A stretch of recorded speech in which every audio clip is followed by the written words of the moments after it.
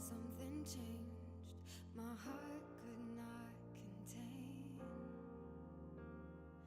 the miracle of this world and all that it creates.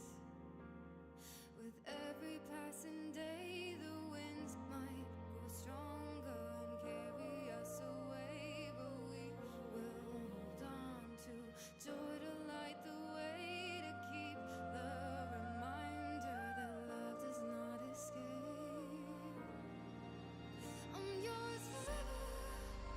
There is no end in sight for us, nothing could measure the kind of strength inside our hearts. It's all connected. We're all together in this love, don't you forget it. We're all connected in this love. We're all connected in this love.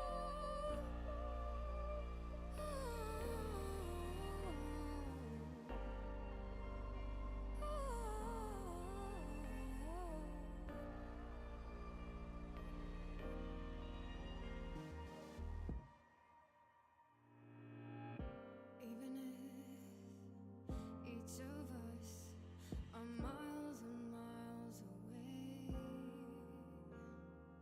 we'll build a bridge from our love to come back home again. With every passing day, the winds might grow stronger and carry us away, but we will hold on to joy to light the way, to keep the reminder that love does not escape. I'm yours forever. There is no end in sight for us, nothing could measure the kind of strength inside our hearts. It's all connected. We're all together in this love, don't you forget it. We're all connected in this love. Hello, everybody, and I welcome you dearly to NSE Winter League. This is the third week of the Swiss stage here. I am Range Blaster, or just Ray. I am a new commentator here, and I am joined today by Acing. Hello, Acing. Hello. How are you doing today? I'm very well, firstly. Our first match is Portsmouth Palafins versus the Jorvik Ducklings, which I believe Portsmouth Palafins is the B team for Portsmouth behind the Portsmouth Paladins, so I haven't seen these guys play yet, so I'm excited for this. So I am very new to NSE. I have watched it a couple times because one of my teammates is playing in it. It is Z34 on the KCL Sea Lions, I believe, is Hell yeah. in here. So I've watched a couple of matches, but all in all, I am relatively new to it. But all of you probably know we are first playing a best of 3 in Turf War, and we are first starting on Mahi Mahi Resort. So we'll go right into it. The match is starting right now, and we see a Rapid Blaster here on the side of... I forgot the team name. I think it's Palafins. I think it's Palafins. On the Is it left. Palafins? Yeah. I think so. It is Palafins. Yeah, it is Palafins now. There we go, and we see Palafins immediately taking the middle of the map, pushing Jorvik out, but they are getting back in a little bit with a Zuka here from the shot player on their side. Palafin's bringing out an aerospray as well. Expect that aerospray to stay, by the way. I think Dudashoot is a one trick for it. So you'll be seeing that in the rank modes as well, but it works really well on Turf War here to start. As it looks like Jorvik get good control initially, but just not quite able to push through here as they go one down on each side, now two down on each side. Both teams just sort of fighting for mid here. No one's really able to break through. As the other ones go down, it just trades again and trade again here. Finally, we actually have an advantage here for the side of Palafins. Maybe they can get back through here. They have a Zook already on the side of Local Rat. Are they going to be able to get any picks from it? Doesn't look like it, and a bubble is popped as well to block that. So again, we're just stalling out in mid here. No one's really able to get through. Yeah, both teams are getting really good picks, but nobody can push up really far into their base yet. We're gonna need to wait for maybe that Zuka here can actually manage to do that, and that does give Jorvik here a little bit more of an advantage. They might be able to push it a little bit further and prevent Palafins from getting back in the half of the match is done here, so the map actually switches now, as you probably all have seen by now, and the ballpoint is here taking the middle of the map, trying to fight the blaster here and just barely surviving. I like how Mahi Turf War has top mid there, so that just gives the ballpoint an even better angle to poke from, because they can push really far forward from high ground. As the entirety of Palafins get wiped with 1 minute to go here, the cooler has popped them as well, so they won't have a cooler for this retake because it's in mid already. And this is perfect now for the side of Jorvik. They get another one down. The slider comes out though, and it gets two, and then it's now a 2v2 in mid as Jorvik. The Zap has to back up, but kills the aerospray. So now it is, I believe, a 1v1 in mid. Never mind, they're respawning now.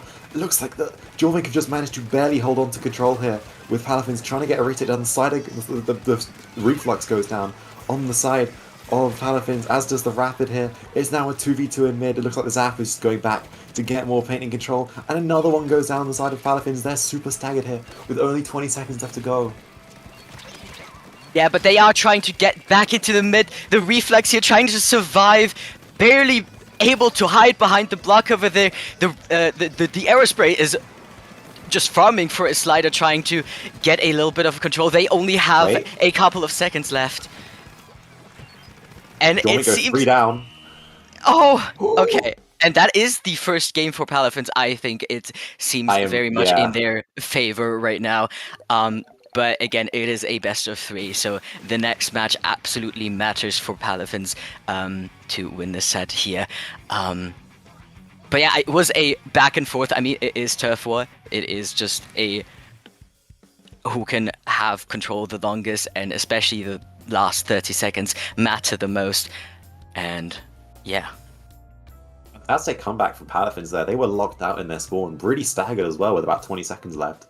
And I think they just wiped out Jorvik, or at least got 3 of them down. Managed to get Slider. They have so much paint output on their team with the Flux, the Mini, and the Slider, so they're really able to just brute force back into mid and then have all the paint in the world. So basically, Jorvik got turf ward, which happens.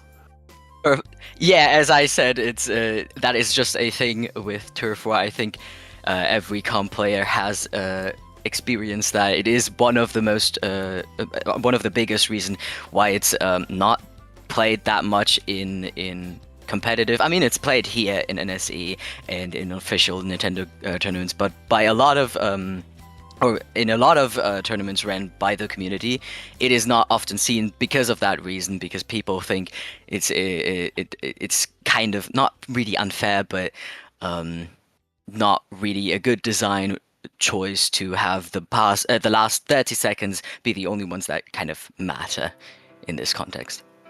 Yeah, I think it's the lack of KOs is like a big thing, because you can't end the game early with like a massive lockout. You can get wiped once and then just have everyone run back in, which is just part of the flaws of the mode, I guess. But we see every now and then. I think NSE is a good example. I think there are some teams that like to pick it in stuff like Sendu-Q, which is strange to me, but it happens. I think we're waiting on a counter pick here as well, I believe. Oh yeah, I think it is counter picks here in both the best of 3 in Turf War and later in the ranked modes as well, once we get out of the Turf Wars. But we do have an immediate counter pick here onto Marlin Airport, which is Not a It's- map you see a lot, honestly. I think it's one of the more disregarded maps in pretty much all modes. I haven't seen it a lot personally, and in any tournaments except for DSB. They kind of run it sometimes. Fair enough. Yeah, I think you see Marlin zones every now and then, but Marlin, this is gonna be a first watching Marlin turf war for me at least. Like this is just something that you never see, which is gonna be interesting. Yeah. Expect the aerospray. I feel like Jorvik is going to be trying to build just a comp around this because they know that the other team has way too much paint for them and some chip damage. We'll have to see if they're going to go for a different strategy here. If they are going to switch it up as we go into game 2 here on Marlin Turf War. Let's have a look at what the comps are. Yeah, let's see if they switch, if they stick to it. I think so far Ooh. I am. Ooh, no, I think I'm seeing the same things unless I am missing something right now. Both teams still have the Zukas ready, and the ballpoint is also still there. And as you said, the aerospray has sticked to Palafin's comp, as well as the Reef Lux.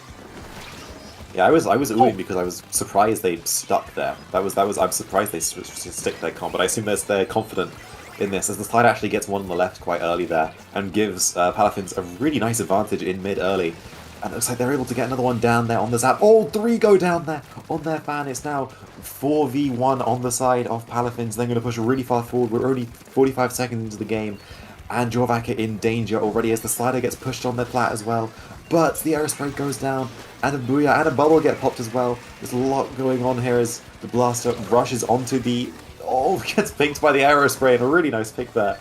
The jetpack is gone as well, so this is going to be probably a hold in mid here for the side of Palafins.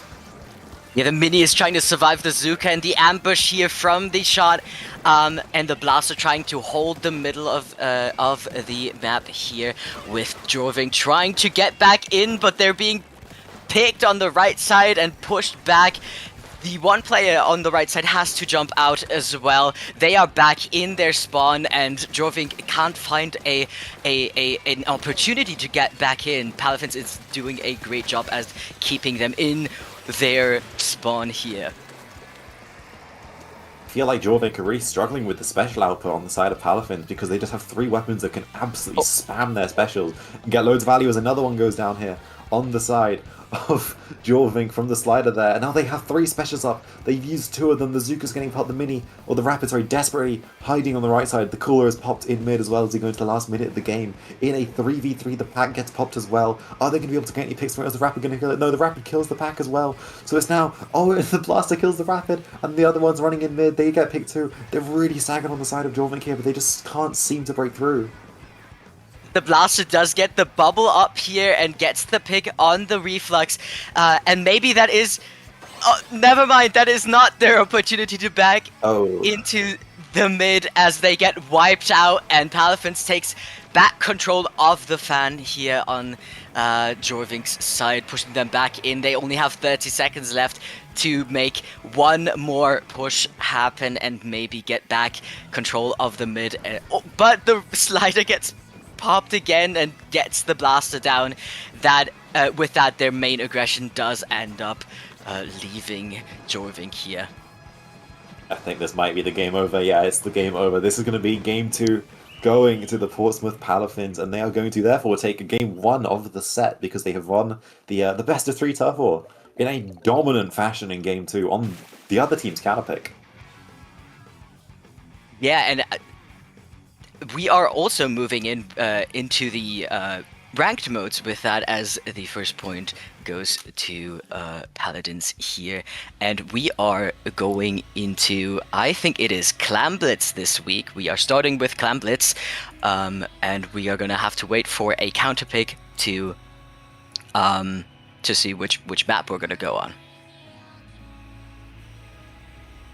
Yeah, I wonder what they're going to do here, because they've obviously dropped game 1, so now they're in, I mean, the best of 3 turf is the game 1, so they have now dropped game 1 of the actual set. So we're now going to have them counterpick again. Obviously that counterpick really didn't work for them. They got locked out really hard. I assume they were going to try and lock them out, but it felt like they just couldn't keep up with the special output from the Booyah spam and the slider spam. That seemed like a really tough ask for Jorving to break in there, and obviously they never actually managed to break through. So I assume they're going to want to avoid lockout maps like that. I feel like there's a lot of clams maps that could be like narrow, for example, like Umami or Barnacle. My guess is they're going to want to avoid that and go for something more wide to prevent them from spamming specials in the same place like that. That is a good point. I think I very much agree with your point here. But also you have to think that in the ranked modes, I mean, Turf War is one thing, but especially Aerospray is not that good in the ranked modes as it is in Turf War, since you do need a lot more aggression in the ranked modes to push up further. So we will see if Palafins sticks with their very paint-heavy comp, or if they end up switching to maybe a little bit more aggression to keep up with the ranked modes. I have a feeling the Aerospray is pretty much guaranteed to stay. I believe Dudashute is a one-trick for it. Like, I'm very confident in that, but... Oh, okay. I'd imagine the Reflux and the Mini were just picks for Turf War. So we'll probably see some interesting comp changes now on both teams' side, but I think the Aerospray is going to be a consistent here, or like a constant, because I'm pretty confident they don't play anything else. And they go to Clamp, it's Barnacle and Dime for game 2. Oh yeah, it is a I think it's a relatively popular map mode to play in. I think I've seen it in most tournaments, honestly. I very much do like Barnacle and Dime. It does have its problems with its lockout, but it is still a fun map. But I'm very interested to see more Aerospray gameplay. You don't see that very often, especially not in a comp setting. So I'm very, very excited to see more of that, because I think that's cool. I just think it's cool when people one-trick unconventional weapons, I'll say. I mean, I'm a big fan personally of when people like to push weapons that don't usually get played very much. I was one of those people, firstly, so I'm a little bit biased. But, you know, I have a lot of respect when there's people who manage to make them work. I've seen some, like, undercover rellas, like, popping off in the past, for example. So, you know, I'm a fan of it, and I think Dudashute is trying to follow suit in that regard with that. But I'm interested to see what weapons get picked from both sides here, because we will see a big comp switch. Obviously, I just mentioned that that Jorvik was struggling quite a lot with lockout, and seemed to have counterpicked a lockout map that isn't super lockout heavy, but can still fall victim to that. But I guess it's Clan Blitz, so it's mix up for it in some regard. Yeah. First of all, I mean, I don't know the players as well as you probably do. I only know one player. Okay, that is fair. So I don't know what they're gonna pick. So I'm very interested, because we're gonna go right in here, and we do see a dually or switch onto a dually and a heavy edit for the cooler output. So that gives them a lot more aggression here on that side, and we see both dualies actually. We see another dually on the side of Jorvik here as well. So we see a dually and a blaster combo on both sides, which is very fun. Very weird chip comp I'm looking at on the side of Paladin here. It's not really chip, it's more just like everything kind of combos off each other. It's interesting that they've gone Slider and Splashdown here. It seems like they just want to be able to run in and fight people the entire time, which is exactly what they're doing as they kill 2 on the side of Jorvik here. But the blaster does go down on the side of Paladins there as well, but they can't quite get a hold here. The jetpack goes down, as well as the edit, and then the bubble gets popped as well. This could be a nice push here for the side of Palafins. They've got a slider as well if they need to use it. One goes down though as they get the ball in. They do get it in. There's not going to be that many more clams to get. Never mind, they get another ball in, and the slider gets popped. It kills one, but everyone gets shot. It gets cancelled, and it looks like this might be the end of the push here for the side of Palafins. But that is a very nicely done opening push. Yeah, the reef sliders have been really fun from the Aerospray. They do ended up going down, but it was very much a good trade over there. But Jorvik is back in the middle. Get the duelists, get the Aerospray down. That might be their opportunity to push in here with the bubble up as well and the ball ready. They are managing to push the basket open, but the re-slider cuts through it immediately, and it does stop at a 65 push. Not enough to take the lead, but it is a good start. Unfortunately, they do get not wiped. That is the word. Yeah. I lost the word. That's okay. They seem to be struggling to slider quite a lot here. As 2 more balls get thrown in really quickly, and we're only 3 minutes into the game, we're already down to 37 here. The slide does go down there, another one goes down here, it's just the end parry running back onto their plat now, trying to hold ground. Are they going to be able to get anything from it? Yes, they do. They actually kill one, and nearly kill the second one. The blast is back up, the end parry finally goes down. It's now a 3v3 on the side of Jorvink here. They have the advantage. Oh, another ball's made, and they have a crab as well. Are they going to be able to make any breakthrough here? No, they have got the crab up, but the ball is in, the crab has the ball, so they actually can't score if this, and then the slider comes and kills 2, because of course it does. And Jorvik has to really back up here. Yeah, the aerospray just got dropped on. Unfortunately, does go down. And the backline on the side of Jorvink goes down as well. It's just a lot of back and forth in this match right now, as we're seeing. The one ball gets saved, and Jorvink has 2 balls at their disposal right now. Two people on the side of Palafins do go down, so that might get another push going. There's so many pushes right now happening, but the blaster is trying to cut through that, does go down. There's only 2 people on the side of Palafins currently up, and they do get a push until 42. Maybe they get the lead. They get the lead. Nice double kill there for the side of Jorvink to break through into their basket, keep the push going, and they do manage to get the lead down to 24, and that's going to be where their push ends. But the Palafins only have a penalty of 21. That's basically 1 as the penalty once you get the ball in. So that's going to be nearly nothing for them. They're going to get loads of points. The slider goes in and gets 3. Of course it does. And it's just the crab rolling away, trying to live. They do successfully, the bubble is up, but Palafins don't have a ball. They're kind of scrambling for clams at the back. They finally do make one. Are they going to get it in? No, they're not, because the Julie is still in the bubble, manages to kill 2, and that's probably going to be shutting down any chance of a push here for the Palafins. Another one goes down. They're quite staggered in mid now. They're going to have to reset and try again here, but oh god, the jetpack is going on a rampage here. He manages to kill 1, make it a 2. Ah, no, they can't. There we go, there's the 2. Okay, and Palafins are back on their plat here, trying to survive, trying to... There you go. Yeah. But, I was waiting for it. you were seeing it coming.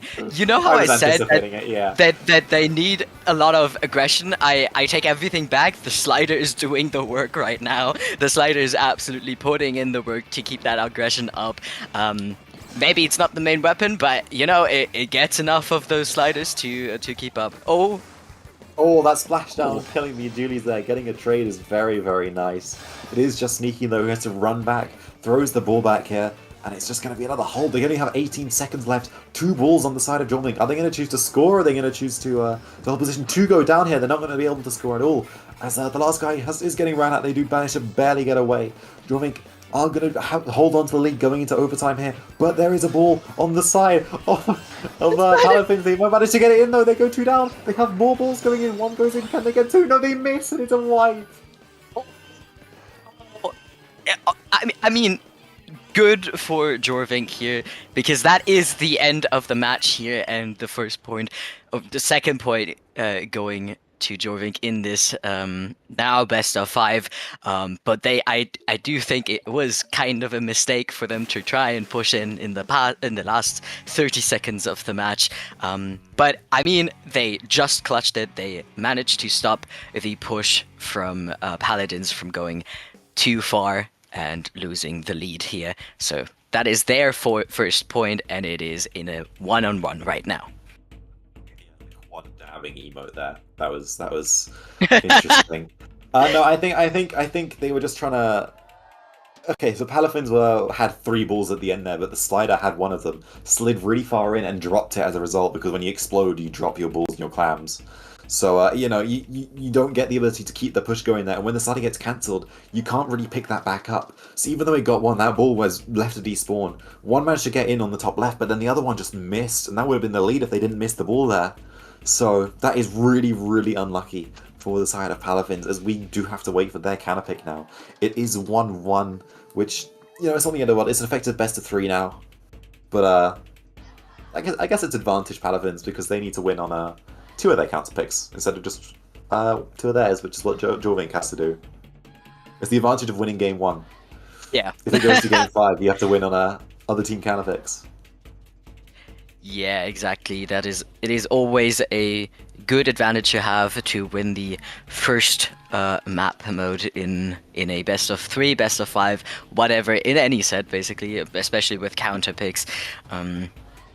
But I mean, I've had it happen where the first map mode has been a map that is very much not favored for my team, and it is definitely not impossible to take it back. It's just a good advantage to have. So Palafins, while maybe a little bit upset about the match, they know they're still, even right now, they still have a good opportunity to win this set here. The counter pick is now tower control on Hagglefish Market, which is what the Palafins have decided to bring out here. I can understand it fully. They are running a blaster, and the aerospray can just bolt through the side or bolt through mid, clear out maybe 2-3. They can keep the push going really, really well. So I am a big fan of this counter pick for Palafins here. Oh, absolutely, especially because the top right as well is incredible for blasters. I mean, we're both blaster players, so I think we know that top right is a very good place to be on when you're pushing into the is it the second checkpoint? Is it the first Second one? checkpoint, yeah, it'll be the second one. It's the second one, right? Yeah.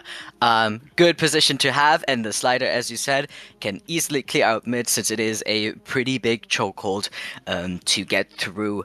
I mean, you have the sides, but they are relatively predictable approach options as well, so it is very linear. The slider is just a good option here. So yeah, I think they might be able to surprise attack with the sliders a lot on this map. I see it a lot with sliders. Surprised they wouldn't have picked. Well, maybe they're saving zones because they know they have slider sheets on their side.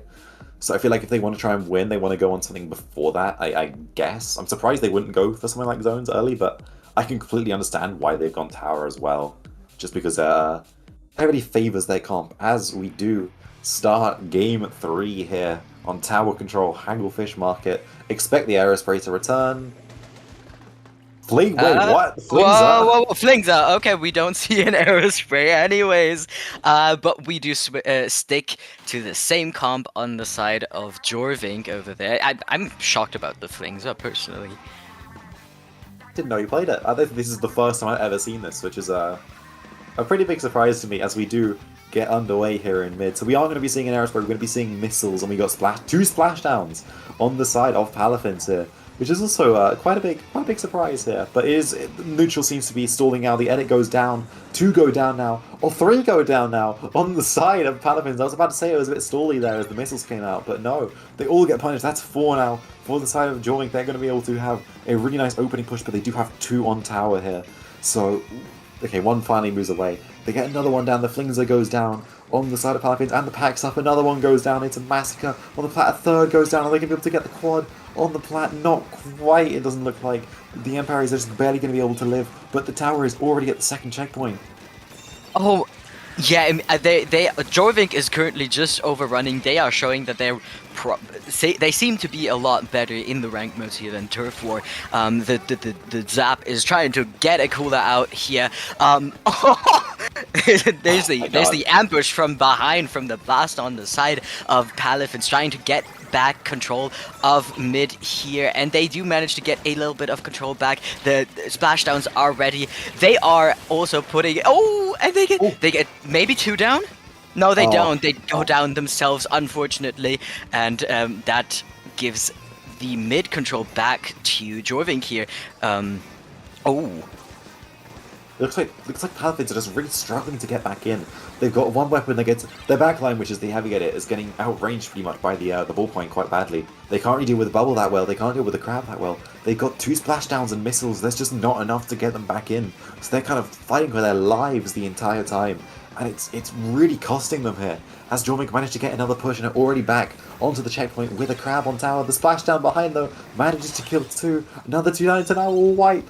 4 Palafins here. They're going to be able to run back in and finally start their first push of the game. Cooler is up. Probably going to be popped in a moment. It is now popped. And now also very important for them is that Jorvik did just use all of their specials, but the blaster goes down really early. And this is going to be a nice opening here for Jorvik to immediately shut down the push. Is the splashdown going to get cancelled? Yes, it will, but not without killing two more of their team. Missiles get popped as well. Are they going to be able to get any? No, they're just sort of very staggered and using their specials while down. And now it's, I mean, Dushu is just riding tower here into the first checkpoint, pretty much undefended. I don't think they know, now they notice the pack is finally used on the tower. They might be able to hold it. No, Dushu finally goes down here, and it's now just the heavy edit on the canopy. And again, they just cannot break through here to start a push. They are, unfortunately, as I've realized, a little bit too far apart here. As you had mentioned, the blaster going down really early did unfortunately break their push as they moved up a little bit too far, and they are currently trying to stop. Oh, they're trying to stop Jorvik from getting back in. There is a flank from the blaster over there, and that does give them control back of the mid, and they can maybe finally get a solid push going if they don't throw. Oh, they are very far in, but the splashdown might. Okay. The splashdown saves it. The splashdown saves it. Gets two, and the dualies are all the way in, and that is the first real push for Palafins. They're actually pretty close to lead already because Jorvik only managed to get to 40 here, and they're going to be able to get the pick if the boss can get the trade. Yes, they're down. Can they hold on to lead? No, they can't. They only get to tie it. So Jorvik manages to just barely hold on to lead. They cannot break through. So it goes down to 41 here just because they they tied the score, which it's really unfortunate. They had momentum there, but they just couldn't quite break through. Are they going to get another pick? No. Jorvik can now 2 down again. This could be the momentum switching back toward Palafin's favor, but the blaster goes down as well. Are they going to be able to ride the tower here? The edit trying to poke through. Finally, it has to jump out. Gets flanked as well. Now 2 are down on the side of Palafins. There's only 45 seconds left to go, and looks like the momentum now has swung right back into Jorvik's favor here. Are they going to be able to hold it? No, the missiles are running through. A blaster goes down as well. It is a complete melee in mid right now. The crab is on tower. The edit is spraying the crab down. There's a splashdown flanking behind. It doesn't get a pick. Judies are alone in mid. Are they going to get picked? No, they just live. Okay, now they finally go down. Cooler has popped on the side of Jorvik here. This is an absolute mess of mid, but it looks like Palafins are finally going to be able to win it out and maybe actually get lead this time. Yes, exactly. I mean, the blaster just got a double as well, and the dualies get another one down, but they do need to defend top right if they want this lead. The blaster goes down. The splashdown myself. The splash. Oh, the dualies are the only ones alive right now. Unfortunately, due to got down, the jumps in are not enough here, and Jorvik just barely gets to hold onto the lead and gets to take game 3. Yeah, 3. two of the rank modes, but you know. 2 of the rank modes. There we go. Yeah. I think that was just a pretty big comp issue for the side of Palafins there. They went 2 splashdowns and could just barely get in. If they had Slider, that honestly would have gone a lot better, because then they would have a lot of combo potential. But because they didn't have their sort of brute force special, they just stalled out in mid for about 3 minutes during the first half of that game. And as a result, they only really got like 2 chances to break through, and both of them got shut down because they had nothing to keep the push going. Yeah, I think this is genuinely one of the only times I will say that the Aerospray would have probably been better. Yeah, I agree. Yeah, I think I see what they were trying to do. It just doesn't work when you can't really get in on a map like this with specials like that. So also, I was looking at the replay there. I think I saw an inkjet get cancelled by missiles, as in getting hit dead on by the missile in the air before it landed, which I think is pretty funny. I saw that on the one of the replays there, which is pretty funny. But looking into the next game, it is zones on macro mark. Also, I want to stand corrected.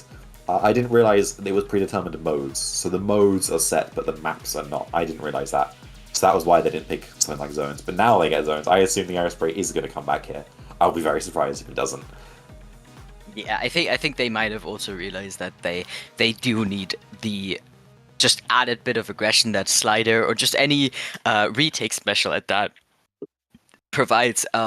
As they had splashdowns, but that is not enough, especially when you lack the range to actually get the good picks. Or maybe even a bubble would have sufficed. I think a bubble might have helped a lot as well, especially on the tower when they were having those two pushes, because that would have at least stalled a little bit. But I think the double splashdown just really wasn't it. There's also now set point for the side of Jorvik here. If they win this game, they do take the set away from the Paladins here. So this is they have to win 2 in a row. Paladins have to win this zones game and then Rainmaker on their counterpick map, which is going to be very interesting to see as we do start game 3 here on Splat Zones on Mako Mart. Let's see what the teams pull out here. I do hope there is an aerospray. There is the aerospray again. Very good. I mean, we just said, and very good special on this map specifically. And I think on the side of Jorvik, nothing had changed here. I think they sticked to their comp they've been using the entire time. Which, I mean, if it works, don't fix what's not broken, I say. Yeah, it seems like the other team just really, like, Jorvik are really struggling into the slider heroes. It does get one. They do manage to all cancel the heroes. They do manage to duck down into the left there, and the entire team shoots it. As 3 go down now on the side of Paladins. The splashdown does get popped though, and it gets 2! So they manage to clutch up. Are they going to be able to get a third? No, not quite. And that means that the first push is going to go to Jorvik here, as they manage to get another one on the plat. 2 go down, but they do get bombed out. So it's now with the blaster in zone. They manage to get... Oh, very nice direct on the Inkjet there to cancel it there, but the team is just unable to follow up. Crab is on the stack. Another one goes down here. They're super staggered on the side of Paladins, but they do have 2 down for Jorvik here. This could be a nice recap here for them. Are they going to be able to force it? They have slide, they have splashdown. They do manage to do that. And this is going to be the push going to Paladins. The splashdown does get one down here. This might be the opening push for the Paladins here. The dualies on the left side. The aerospray does unfortunately go down, and they are the heavy edit is forced to back up a little bit. And Jorvik does get back the zone, but not all hope is lost here for the Paladins. They are still in mid. They get back the zone. They are currently building towards getting more of those points. The crab might actually force a zone. Oh, never mind. Everyone just died, apparently. That slider goes into the bubble here. This is going to be the lead switching to Paladins. So they actually do manage to keep that push going, but they don't have any specials of any kind here. Actually, no, neither team does. There's no cooler. Finally, Jorvik does have a cooler here. So they might be able to go and fight with this, but it looks like it's a really nice lockout here for the side of Paladins. Once they get a special on the board, they'll have quite a lot of ability to hold this. The pack finally gets popped though. The cap does go to Jorvik, and they only now manage to get the splashdown. It does get cancelled as well without getting any picks. They are clumping on last stack here into the blaster. Blaster does go down though, and the heavy head is almost going to die. They are so weak as the Emperor jumps in on right side, does get cancelled out. And Jorvik are pushing again with basically no penalty here. And they kill the heavy hitter for good measure as well. That's going to be no cooler for the side of Paladins, but there is a slider on board. Are they going to try and cheese the zone?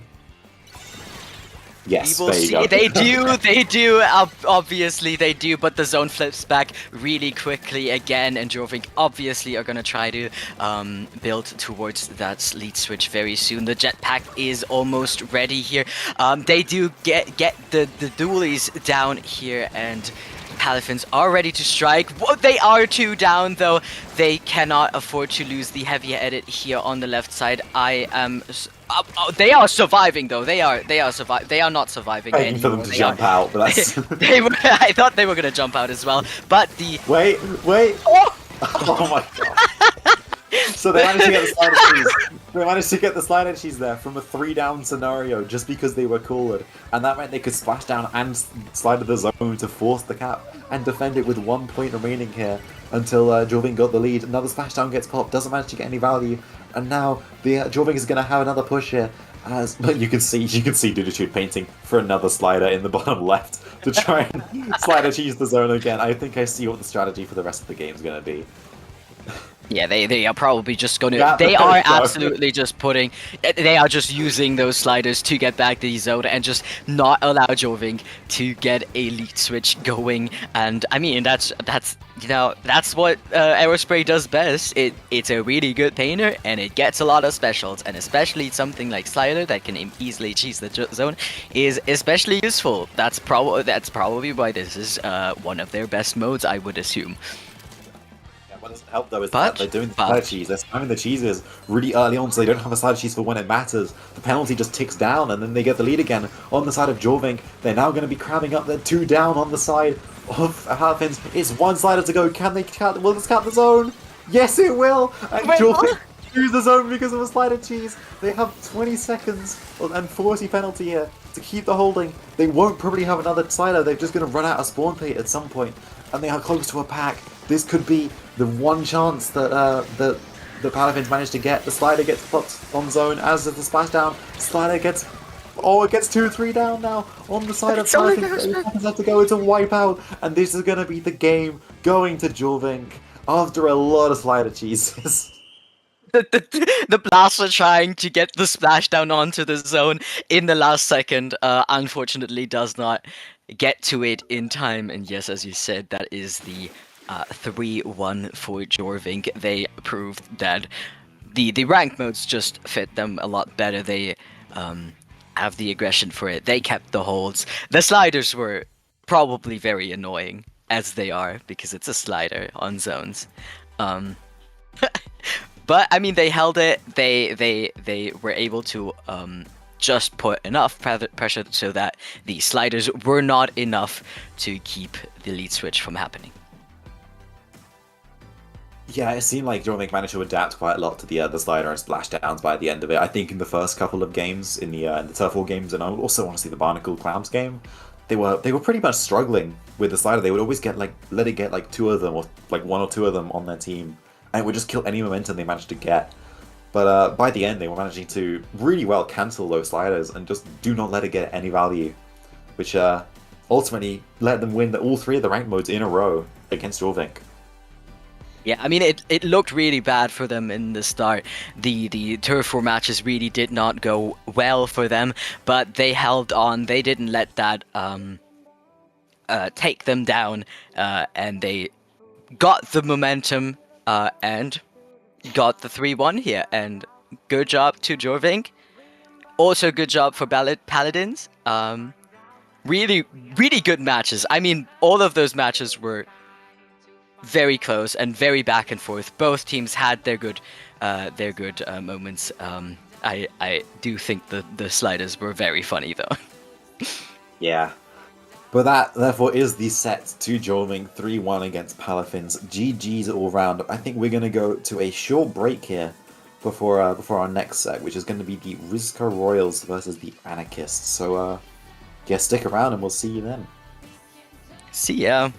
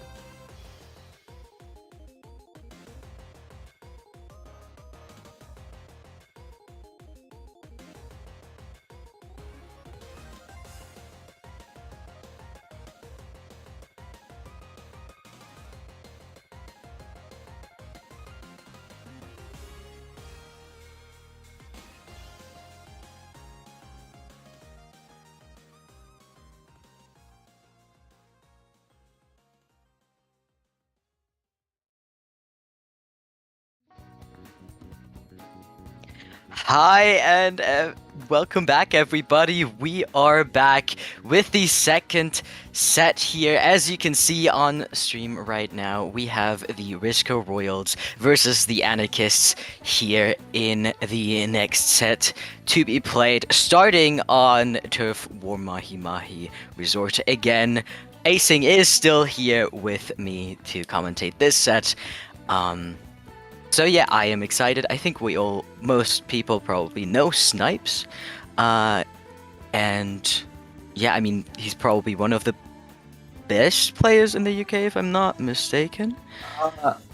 I'll walk you through. So basically, you got Snipes on the side of Anarchists. Also, by the way, Anarchists is a stupid roster. I'm just gonna say you have a Chewits member, a Spark member. I believe both have won UK championships. And then you got Tame as well, who I believe is like +2 suggest maybe.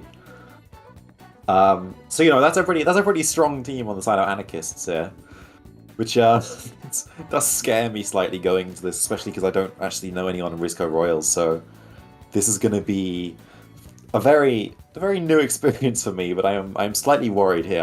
I'll say that. Yeah, I mean, I think this is kind of a gamble. I mean, I don't know a lot of players from the UK personally, so this is a gamble for me, anyways. But maybe Risk Royals have. Yeah, I think I could have probably guessed that. Thank you for the rundown, though. But maybe Risco Royals have something in stock that might surprise us. We are going into the first match over here, though, and we see Snipes here on Reflux for Turf War, as it's one of the best Turf War weapons. Still, it paints a lot. We saw it in the last set as well, and we see it here again. Snipes actually a bow player who doesn't really get to play bow that much nowadays, so I'm not surprised to see him on Reflux right now. He's on the Booyah one, obviously. But yeah, obviously no Nebula as well, as I was mentioning, so it's just Tame and Snipes from what I know as well. As we do see Anarchists getting a really nice early push through here, and managing to break through. Unfortunately, they do go multiple down. It's just Snipes trying to defend against the splashdown, has to back up. And the Risco Royals are going to push through here, and now control mid. The slider's up as well. It does get one, another one jumps out. The pen managing to, I think, kill the, who was that? I believe it was the Nautilus there. And Tame is just in mid behind a wall, pushing through on the right side here, really aggressively. I think kills the Zap, and everyone's turn with them, kills the Dread as well. He's going on a rampage behind, he kills 3 behind. It's just the Nautilus in mid. And they're going to have to fight for their life here as Tame runs further forward, finally gets that pick down. And that, I believe, that might be a quad there for the gal there on the side of Anarchists. Yeah, that was very unfortunate for the Nautilus. They did get sandwiched between the members of Anarchists here, and they are pushing in even further, trying to secure a good spot for every member here to be able to hold for potentially the rest of the match. As you had mentioned, Turf War doesn't have a knockout feature, so you just kind of have to hold for the entire match to win it. If you do get they just that's so unfortunate. That's so unfortunate. I love Tame going over and shooting at the water there to like sort of mock them, which is pretty funny. As we do have the water drop, by the way, as we did have the 1 minute 30 second mark pass, as we are now into the final minute of the game. Tame running at the cooler here, managing to cancel it. That cooler is not going to be picked up by any of their team as it stands right now. I'd imagine they're just going to wall it out, prevent them from running at it, and this is actually a really perfect scenario for the side of Anarchists. Well, they do only get a trade, and they're now 2 down. The Booyah gets popped on the plant. The Crab is going to shred it, and it does kill Snipes here. So this could be the retake that the Risco Royals need, as the Crab finally ends. Are they going to be able to kill the Wiper on the right side? The Judy dies in for that fight, but they can't get it. The Wiper manages to hold on here, and it looks like the Anarchists just have such a firm hold of mid, and that the Risco Royals just cannot break in. Yeah, unfortunately, they do drop down very solo currently. The 2 people on the right side are trying to. I think they just fell into the water again. Oh, that's so upsetting. But yeah, as you said, Anarchists are very dominant in this match here. They do end up keeping the middle of the map for the entire match and get game 1 of Turf War for themselves. Yeah, very, very dominant control there for the anarchists. That was a very one-sided game for them, and they showed. I loved Tame going in and just killing four behind them, and just I don't think that normally is. I love how everyone on their team turned to look at them and just weren't able to kill them, which Tame is good at the game. I'll say that, which is fun. But yeah, no, that was extremely dominant for the side of anarchists, and we'll have to see what Risco Royal decide to do as their cannon pick here. Remember, it is best of 3 on Turf War, so they haven't won the point just yet. They need to win one more here on the side of anarchists, and then Risco Royal needs to win 2 in a row.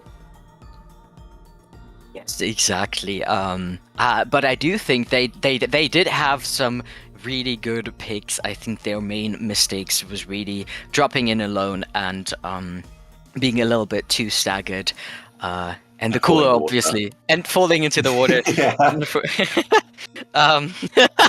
That is, I think that is honestly just a dually thing on Mahi. Every single time, I think every dually player I've talked to hates Mahi, because it's just it's a dangerous map for dually players, I'll say. Yeah, exactly. We're still waiting for a counter pick here. I'm not sure. They're taking their time, I think. But yeah, that was a very dominant game. I think again we'll probably be seeing the reflux. The moment we get into the right mode, I think we'll be seeing that reflux leave the comp there on the side of anarchists, and we'll probably be seeing a pencil or something like that from Snipes. But Tame does play Gal. That is just the thing he plays. So expect to see more of that. I wish I could say more on the about the players on the side of Risco Royals, but I am unfamiliar, unfortunately. I think they're just gonna have to surprise us, which is also always a nice thing to have. I mean, it's good to have info as casters, but sometimes it's also just fun, just not expecting anything and just going with the flow, which we will have to do with Risco Royals here. Do we have a counter pick yet? We have Inkblot zones, I'll say. Turf War, I am very sorry. We have Turf War and Inkblot. It's zones, the Turf War, it's, they're relatively similar, I'll say. The layout of the map is the same, and it's just. Yeah. I somehow like to think of Turf War as big splat zones. Like, it's such a me thing, and it's just false. But I like the idea of just splat zones where it's just the entire map. No, me too. Though yeah, I mean, obviously splat zones is a lot better, especially with the KO function that it has. But yeah, I mean, it's both about painting the floor, mainly. The objective is about painting the floor. Yeah. So I would imagine the I was about to say Paladins there. I'm getting confused from last set. No, the Royals are.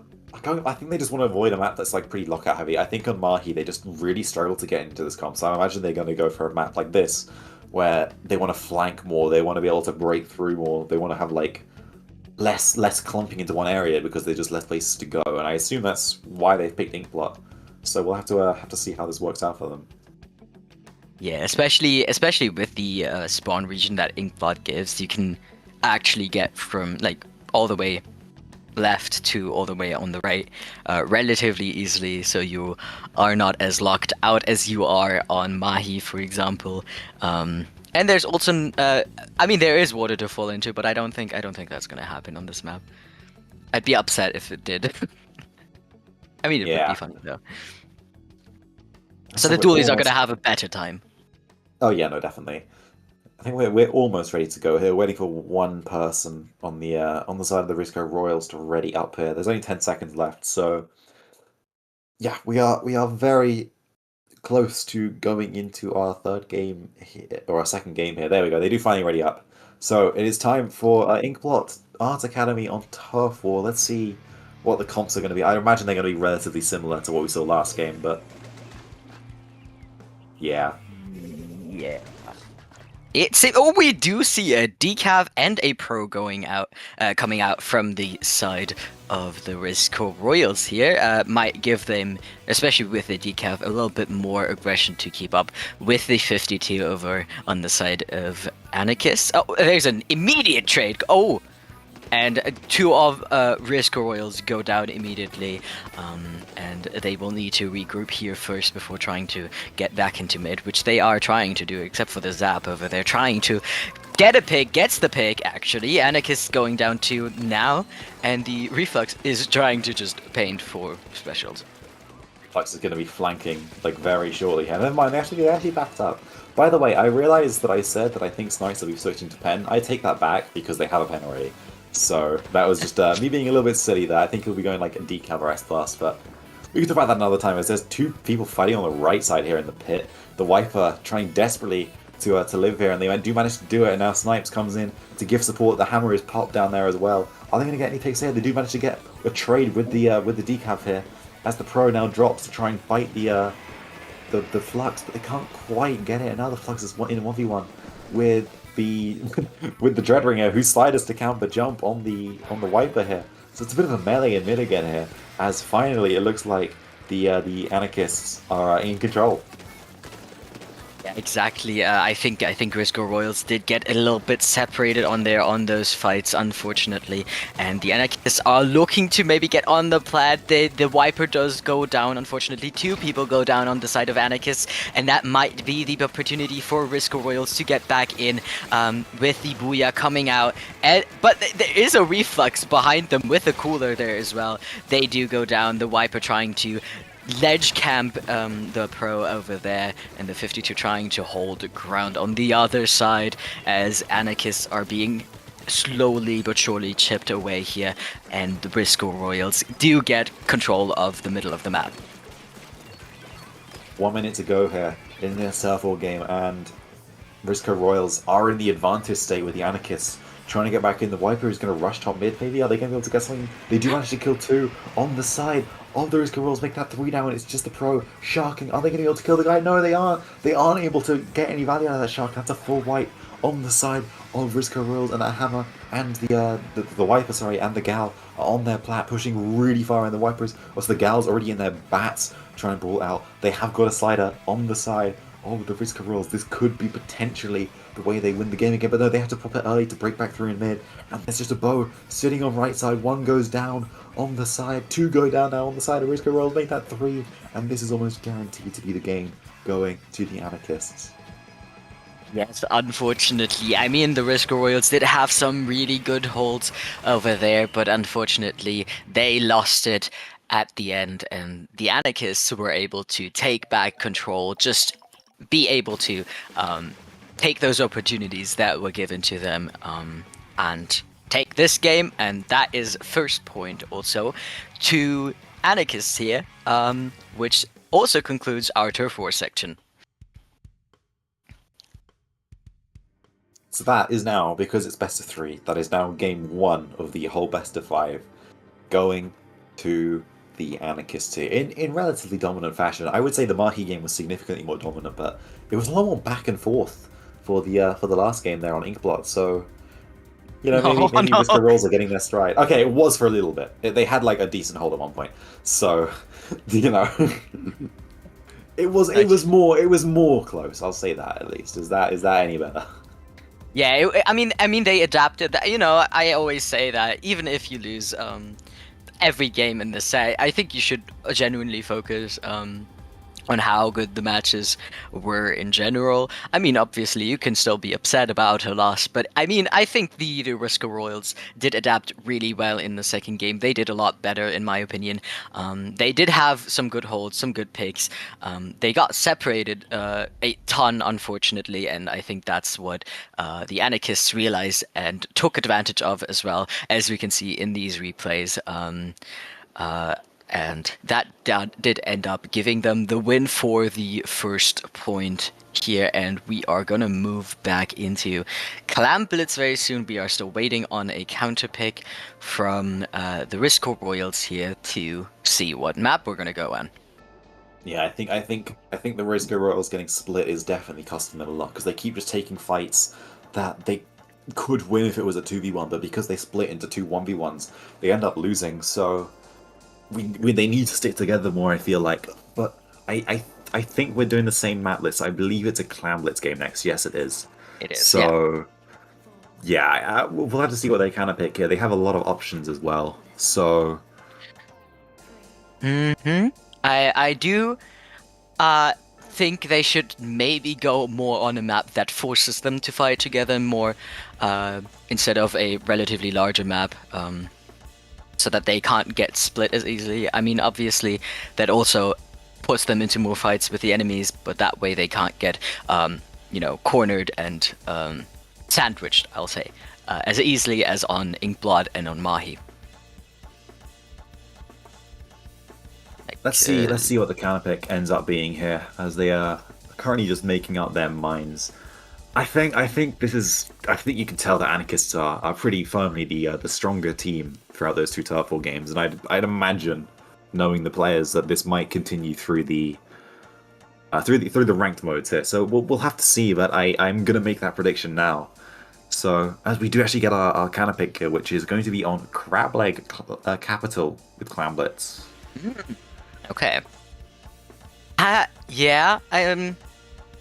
Yeah, I can imagine the decaf staying though. I think the decaf did them relatively well on the side of Risco Royals. I think they do need a little bit of that aggression. I think that did help. And I mean, you did say that Snipes will most likely switch off of the bow in favor of a more Slayer-orientated weapon as we are moving into the ranked modes here, especially on Clan Blitz. Crab leg, that it has a lot of, I mean, it has three approach options basically, I think, yeah, that are all very chokehold or very predictable on the grades on the right side. So you will need a lot of options, a lot of aggression, and a lot of specials to be able to push into the enemy plat over there. I think we'll also be expecting some more standard comps here. This is where we'll see the end of the reflux, I imagine. Yeah. I think I mentioned it during the last game, but I think Snipes usually plays stuff like Decab or S-Blast when he's not on pen.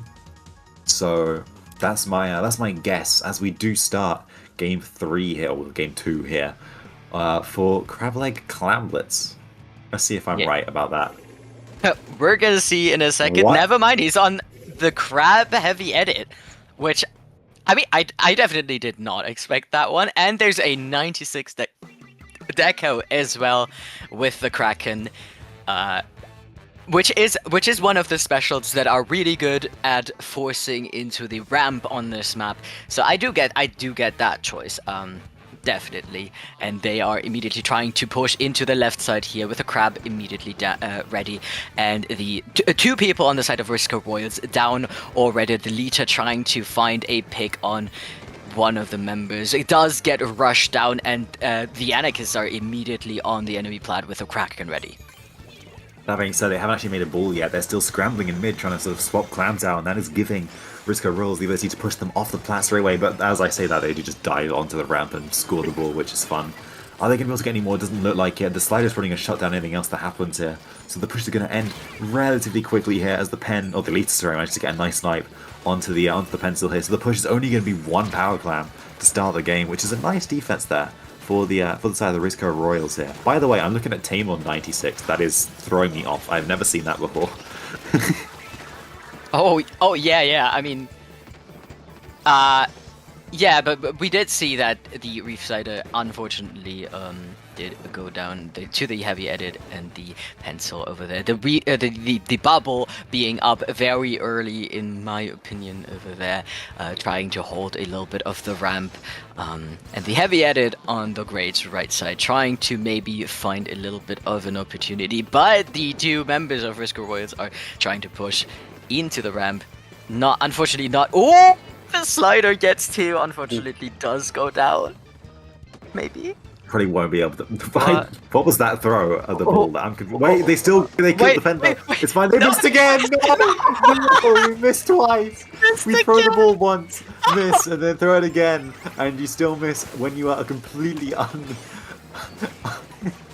There was no threat there, and we still miss. I'm sad. Anyway, this does mean that they are not going to get a push on the side of the Risco Royals here, and it does look like it's just going to be a nice firm mid-hold here for the Anarchists, and they do have to back up. The slider is ready on the side of Risco Royals. Are they going to be able to use it to properly defend? The ball does finally get scored. The crab does manage to one-shot there, pretty much, the slider there. But they aren't going to be able to get any more clams in, really. Oh, never mind. As I say that, there's someone on the plat. And here comes the ball. There you go. We're now at 41. And it doesn't look like Risco Royals have anything to really defend with anymore. They do have a bubble, but that's pretty much it. Yeah, unfortunately, they are trying to scramble. They do pick up the clam ball here to let the second one spawn in, and they are desperately trying to maybe get some specials. They have 2 specials ready to maybe... They have the bubble, they have the reef slider. That might be enough to defend the reef slider coming out here. Unfortunately, not getting a pick and getting shut down immediately. The Zap trying to find a pick here. I mean, they pushed down the wiper here, and the wiper couldn't get onto the enemy plat with the big clam. Are they crack and here. cheesing? Are they crack and cheesing? Well, there's one under basket right now. I'm confused what's going on. Okay, never mind. They managed to kill 3, so they probably won't need to do that anyway. As it's just the Dreadringer on the plat now. But they still aren't actually scoring the ball here. They finally do go in and score one. Are they going to score the second one? Team has the ball. It goes in. They don't miss, by the way. I'm just going to put that out there now. And it's now a wipeout for Anarchists here. So this could be a very easy KO. They need 1 clam. There we go. They do get the clam. Yeah, that I am so upset about those clam ball misses. That that must have hurt. That missed. Okay, the first one I think they were just throwing it to not be like just as easily located, which I think is slightly fair enough. The second one, you were undefended and you missed the ball, so that makes me a little bit sad. But, you know, it happens sometimes. Yeah, but it was a very dominant KO from the side of Anarchists. I mean, a KO on this map already basically means you were dominant, because it is, as I said, it is a very chokehold heavy map, and you have to genuinely go into the enemy base, as you've seen in this match, to defend the basket, or get the basket open.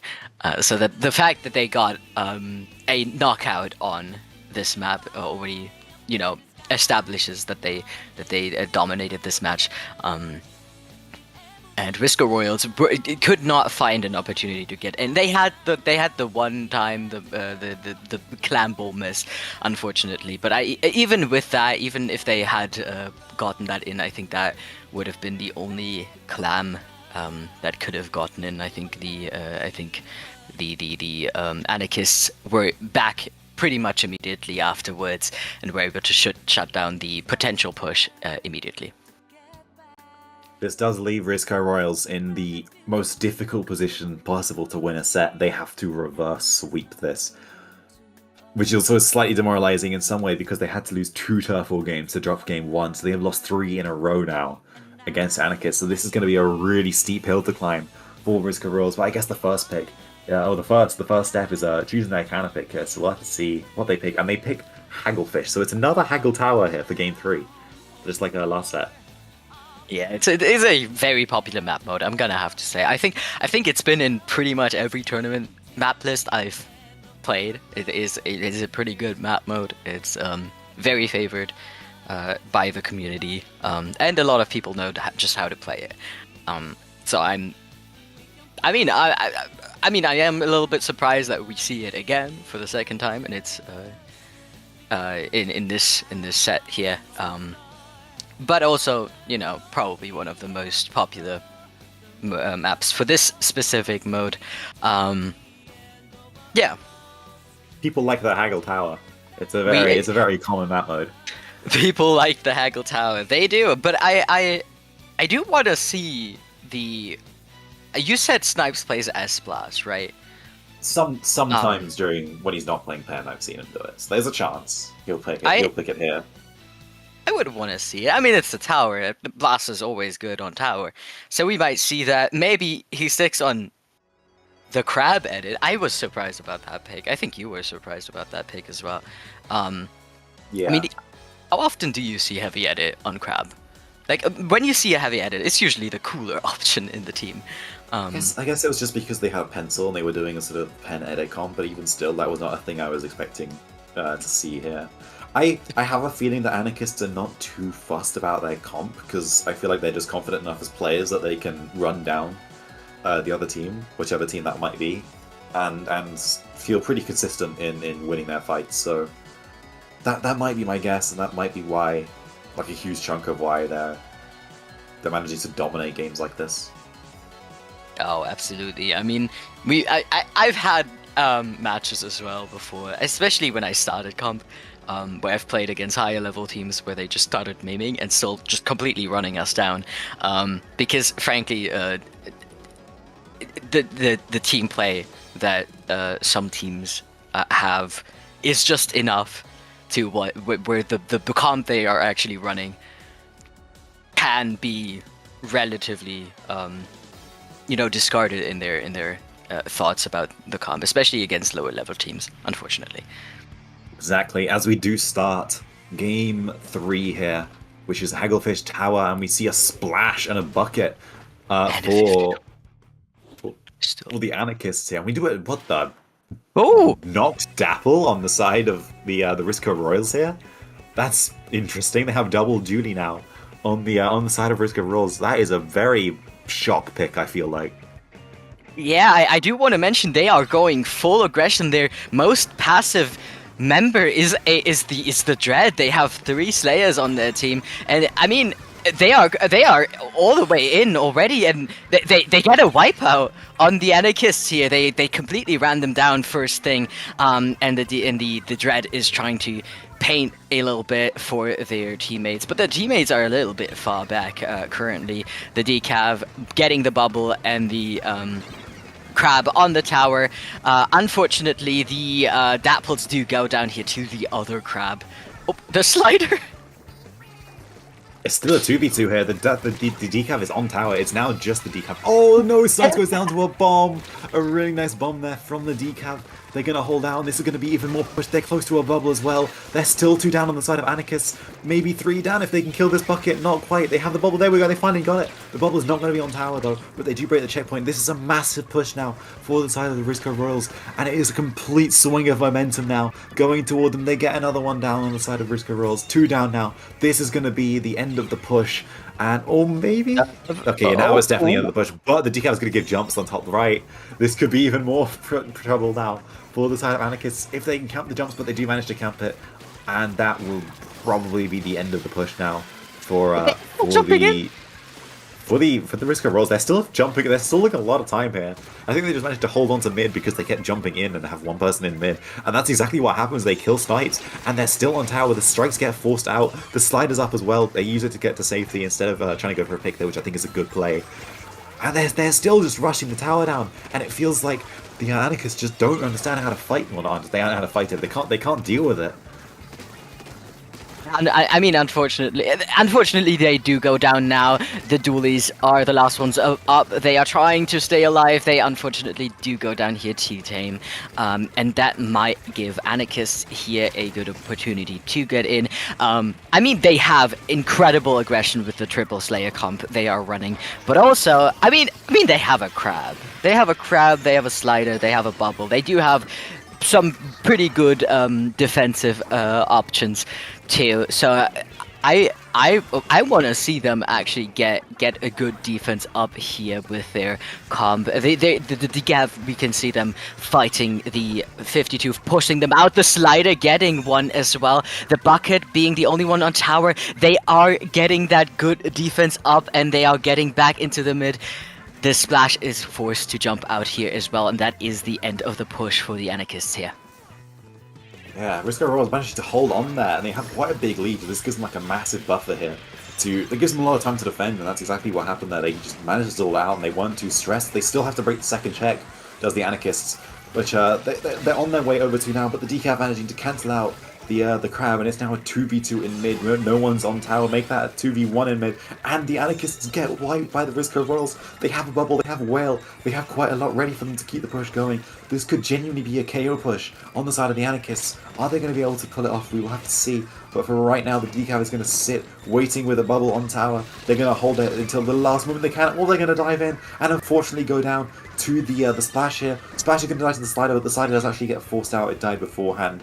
So now we have basically no specials. The crab does get popped on tower though. This is going to bring so much momentum now onto the side of the Risco Royals. Are they going to get a pick on top right? They do go down, but they are now gaining points here on the checkpoint. Can they break the checkpoint? No, they can't. The bucket manages to just barely hold on. And that is still now just a 1v1 in mid. But there's still a wipeout. The push is not dead just yet. They're still... Okay, never mind. I got the teams confused. It is a wipeout. The push is dead now. And, yeah, Anarchists managed to hold on to the tower. They still need to break to 11 now, which is a massive ask. Yeah, especially with the aggression that the Risco Royals have been getting here. They've been able to shut down the Anarchists for good here, but they are 2 down now. They have a slider ready. Maybe the Dread can cheese a little bit of tower on the right side here. I think they are going to attempt that, or at least, you know, threaten it a little bit. The slider comes out here maybe a little bit. Never mind, not too early. That worked out for them well. The bucket and the pen are forced out here into mid. They need to get onto that tower, but they can't. They are absolutely overwhelmed right now. The 52 trying to get on the tower, not getting it, and that is the first point here for the Risco Royals on tower control Hagerfish. With incredible aggression all of a sudden. The first step that they needed to do is done. The reverse sweep is underway here.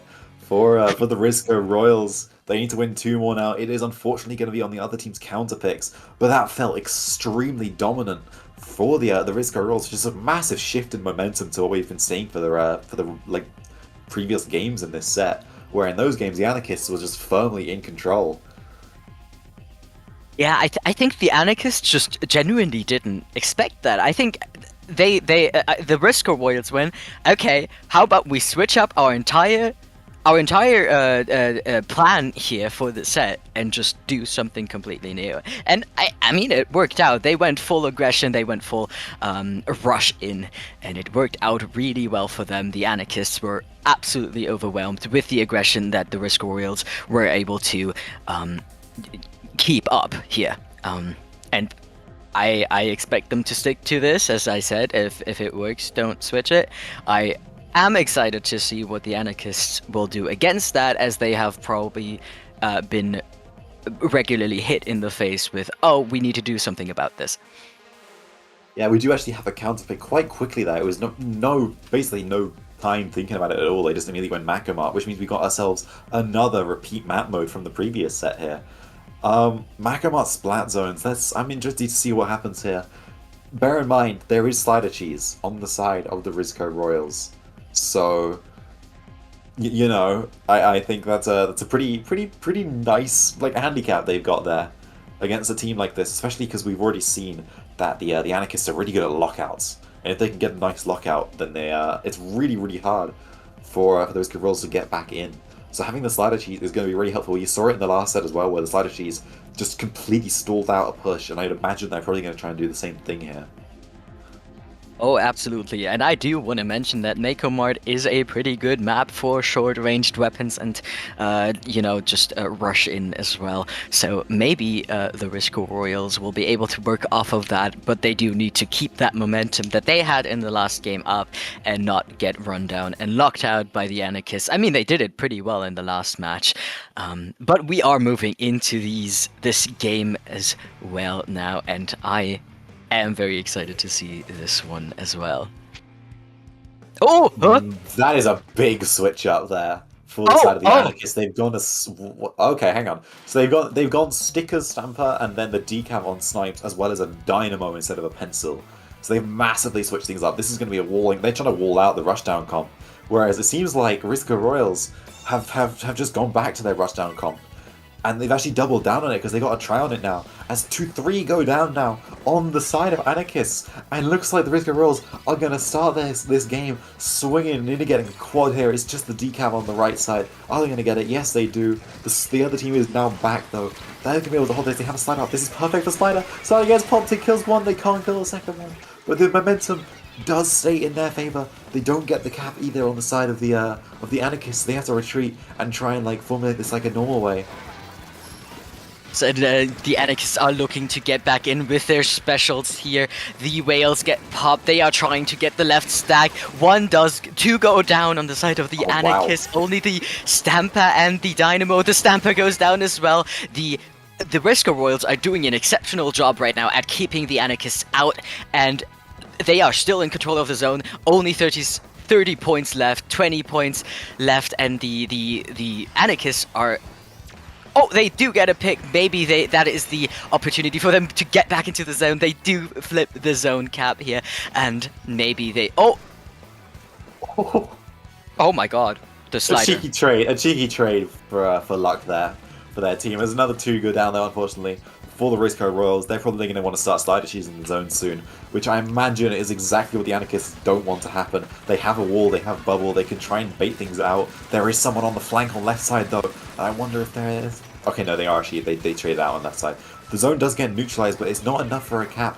They have got the Tri-Slosher with the jetpack ready. Probably going to use that to try and get some picks. 2 go down, though, on the side of the Risco Royals. They're actually struggling to get back in here. They're getting pretty badly locked out, but the decap does go down. Booyah gets popped. One's on the bottom left, actually flanking onto the stack, and they aren't looking at it. They do manage to get the cap on the side of the Anarchists. Oh, sorry, on the side of the Risco Royals to stop the push for the Anarchists and kill a couple in the process. They are now in control, but they're still behind them right now. They're going to have to split attention. They managed to kill one, they killed 2. Now they can look front and try and hold on to their push.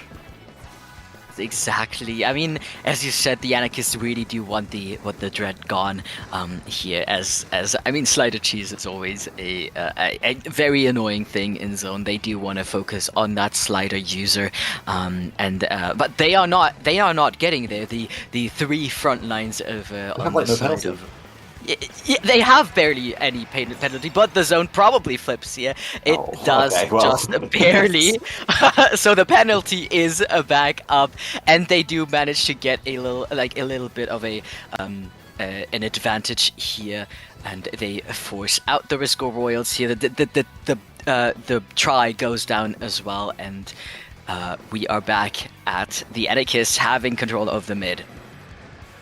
Sorry for interrupting you there. I just noticed that they had like nothing left, but as I say that, two do go down on their team. As I say that, another 3 go down their team live. Make that a white, and that is most likely going to be a lead switch toward the Anarchists and probably a KO. They are not going to have a slider in time here. Vader is going to have to paint like crazy, but the team is sharking him out. Are they going to be able to get it? No. The lead does finally switch. The slider is ready. They need to pop it. It does get popped. Can it cap? It does cap, but it holds on to zone. But they still go through down, and the zone is going to go straight back into the favor of the Anarchists. It does buy them more time, but now they have to actually get another push going here, and they have to break through another penalty if they want to get the lead. All the while, Anarchists are just taking their penalty down again. They could probably slider cheese again, but they need to win the fight in mid. They can't just keep slider cheesing. They need to get another push going.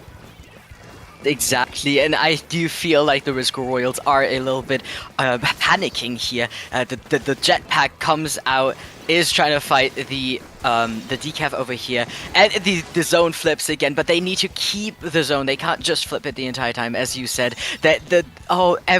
Everyone but the try goes down on the side of the Risco Royals. They have 40 seconds left on the clock, and they need to make something happen. They have... The Dynamo goes down though. That might be their opening opportunity here. The slider is the Dread is trying to get back in. The bubble, unfortunately, does go up. Oh, that is a wasted slider, unfortunately.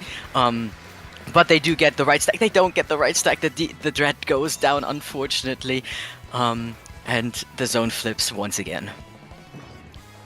Going into the last 10 seconds of the game here, Anarchists are in control. They will probably not have a slider in time for this. As 2 go down on the side of Risco Rolls, that is almost certainly going to be the end of the game here, and most likely the set with a wipeout going to Anarchists. There's only so much you can slider cheese. You can't only slider cheese when you're losing, because you're just losing the game slower. You're not able to you need to be able to get control and a hold onto mid when you start a cheese, which is what they did initially. But once they lost lead, they could just never break back in on the side of the Risco Royals there, which was unfortunately their downfall. But very well fought there on their side to try and bring that back. Oh, absolutely. They switched up their comp in a desperate attempt to maybe do a small dent into Anarchist's run. And they managed to do it. They got one game. They did a good job on the zones match here. It was a well-fought fight. It did end up going to the Anarchists here, 3-2-1. But adaptation, I've always mentioned it. It is one of the most important things in this game, and I think both teams did it really well. I mean, Anarchists also adapted to Risk Royals comp in the last match as well. For a team that was pretty massively getting rolled in the first 3 games, that was a really good attempt at a comeback. Almost winning game 4, actually just outright taking game 3 in pretty dominant fashion as well. So, absolutely fair play for Risk of Rolls there. They were so close to actually bring that to a game 5. Unfortunately, it just wasn't meant to be at the end of it, but absolutely GG's to them. So that is the set then, going to the Anarchists. Yes, exactly. Well fought, as we've already mentioned. And also, that will have been the last set we two have commentated. This will be the end of our run here. I'm Ray, as I've said. You can see our socials on screen right now, where you can find us on Blue Sky. Thank you for listening. I'm glad to have been here. This was a lot of fun. I am slightly tired, but it was still a lot of fun. Thank you for having me. Thank you for listening, everyone. I hope you all had fun. I hope you will continue to have fun with today's stream. Do you want to say something? I'll give it to you, Acing. No, I was gonna say stay tuned because we got more sets coming. So stick around for that. We won't be here unfortunately, but you'll have some new casters coming in. So yeah. On that note, we'll go to a quick break and we'll see you for the next set. So yeah, see ya. Bye bye.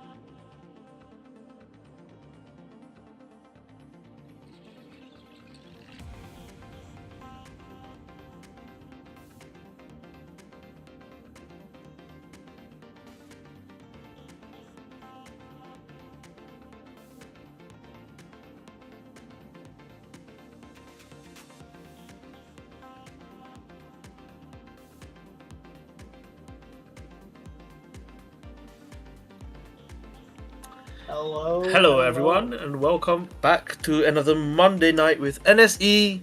I'm Dory, and with me is Ansonen. Introduce yourself, say hi to everyone. Hello, I'm Ansonen. I'll be commentating with Dory, and I'm very happy to be here to watch Paladins versus Anarchists. Yeah, we've already seen these two teams play. Usually, I mean, we know how they play, and we know what maps they like as well. But then, it's very nice to see both of these teams pushing themselves hard against their opponents. So we jump straight into Turf War, I think. Everyone's in the lobby. And it's Robo Ramen. Again, for those who've just joined, this little set here, mini set here, counts only towards the first point of a best of 5. And let's go right in. Excited to see what weapon choices we see between these two teams. It's going to be a very close match. So seeing the little differences can be a big proponent of this match right here as we get into Robo Ramen. And, obviously these teams are going to take some time, paint, or we see the brawl in center pretty soon. Yeah, with teams playing Turf War, you see a lot of Japanese tournaments that are Turf War heavy. And they have these strategies about how many players should go into the mid at the start and how many at the should hang back and try to turf for specials in spawn. But both of these teams have run straight for mid, and even Rhythm has tried to flank as well. The flank routes are going to be interesting because no matter how hard you try to lock your enemy down, I think it's possible always to break out somewhere. An early slider gets punished, and anarchists are trading out with everyone. There is no team with a clear advantage right now. Yes. But the anarchist positioning is looking good. However, Paladins are pushing in here, or anarchists are pushing in here, and they're trying to pick off these Paladins members. They're doing so successfully. They've successfully pushed past mid, and there's 2 down the side of Paladins. Yeah, we can. Yeah, we think of some of these weapons as not serious weapons to play. For example, the reflux, the milky reflux. However, it is a beast in Turf War. Reflux has always been really good at putting out special, and here, Snipes is actually really good at fighting with it as well. So we can see doesn't get punished dropping into a fight, but stays alive regardless. So again, no firm advantage on either side, but anarchists are now 2 down.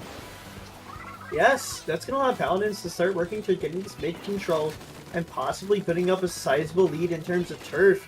But it is always going to be about this last 30 seconds. So as we get into the last minute, all these fights are significantly more important. And anarchists successfully pick off too, with Booyah coming out as well. They're going to take this time to push up as far as I can, but it's Booyah from Paladins back. It does not find anything, but it makes some space. So while that these Paladins members, you can see on the right there, they're going to try to flank around, possibly pick off this Snipe Rider here. And they successfully do. That's a key pick here. Yeah, Rem is an old teammate of mine from Splatoon 2 days, and they've always been super good at the Tetras and being a huge nuisance to the enemy when you least suspect it. But that's what Tetras are best at doing. Paladins seem to have decent control, although now they are trying to clean up the very, very last of the Anarchist stragglers, and they are making their firm way towards mid. Anarchists are still losing players, so this looks like a firm win for Paladins. Paladins have the space, have the time. As long as nothing goes significantly wrong, this should be their map. Yeah, and a 3 down at the end makes it really clear who the winner of the first game in this set is. And they'll have the advantage point, so they need to win 1 more, and then they'll claim the first point, or they need to lose 2 for the Anarchists to claim the first point here in this best of 5. Yes, it'll be a lot of work for Anarchists to grab this first point, but Paladins sitting cozy. But as we go into that second map, is whether or not they can remain strong, and especially since it'll be a long time till you get to that last part of that fight, right? So all about in Turf War, as I said before, that last 30 seconds, they're going to have to do another stellar 2 minutes in order to put themselves into position to get this second map. So maybe Anarchist will start out strong and keep it going to take the map back and bring us to a map 3. Yeah, it's very interesting because both teams, I think, for most of the game, it was pretty much an even team fight throughout. Both teams have very good players on their rosters. I mean, hugely experienced here with Snipes, Nebula isn't playing right now, but on the other team, you know, Jess, everyone knows Jess, and then Tame is a really really good player, and Rem just amazing on those Tetras. So fantastic, everyone. They know each other. They've played each other. They've some of these people have even met in real life at LANs. So we go to Humpback for Turf War, which is very interesting. I remember how in Splatoon 2 you could just farm special endlessly, and I wonder if it's going to be the same here. We will wonder. It was very interesting chat in Splatoon 2. Again, you can farm, as you said, you can farm specials endlessly. See if that is still prevalent. But yeah, I have not seen this map on Turf War in a long time, so I'm very intrigued on how this map will play out. The best difference, I think, in Turf War is how the track around the side is pretty much continuous. So you can head both directions. You can head both left and right, and walk straight into the enemy base by around the edges. So that's really interesting because you know teams used to just chase each other endlessly around the loop. You can just keep going in circles, and that's where the pump track comes from. At the same time, because of how hilly the terrain is, it might be quite hard to fight. I know there are definitely some weapons that don't like fighting on this, but we're just about headed in right now. Let's see if there are any comp changes. Yeah, shall see if there are any comp changes at all. Dynamo. Dynamo's a good one. That's a comp change. That's quite a lot of changes actually. The Nautilus is very nice. Slight recent buff to rain could help in painting the center and keeping areas occupied. But I'm excited to see how this plays out. Very different tempo, I think. Yes, and it's also a very different map. So we'll see how the changes work out. And so far, Anarchists have grabbed the first pick, but there's brawls all over the map happening, and the Dynamo loses out there. But here comes out the specials. You see the Killer Whale, 2 down on the side of Anarchists here, and Paladins. They're going to try to start to get as much paint. Look how much space, different elevation there is to paint on this map. Yeah, very interesting there because I think Paladins spread themselves out too thin at the start, and Anarchists took one pick and then ended up behind them. The whole team looked like they got discombobulated for a bit, they got separated, and yet here they are in the advantage. There's something to be said for individual brilliance right here, as Rem just stays alive right in front, being a pain in the Anarchist's neck. Yeah, and now it goes 2 specials from Anarchist. Paladins can respond with that buffed Storm there, and Jess finds a pick up on that right side of the pump track. With that Nautilus, such a great weapon for these duels here, but 2 of their teammates go down. Anarchist might look to push back as the Dreadringer goes down. Jess, the only one still left alive. It's a spectacular pick from Jess. Can they get the double? Wow. They can get the double, but Rhythm in the back. The pick will be found. Oh, a fantastic heads-up play from Jess, just to turn around and pinch Tane, and the double, very, very sweet. Although Rhythm is now playing the same role as Jess did half a minute ago, just being a pain on one of the flanks. You see how wide this map is. You genuinely cannot take your eyes off everything, because someone is bound to slip through, although Paladins are doing their utmost right now to prevent anyone from doing that. Yes, a diligent watch on both sides is important on this map. As we go into the last minute, out go the Tri-Strikes, the Storm in response, and it's all going to be about who can get these picks here, who can get this team fight. 40 seconds remain, and out go the Chumps here.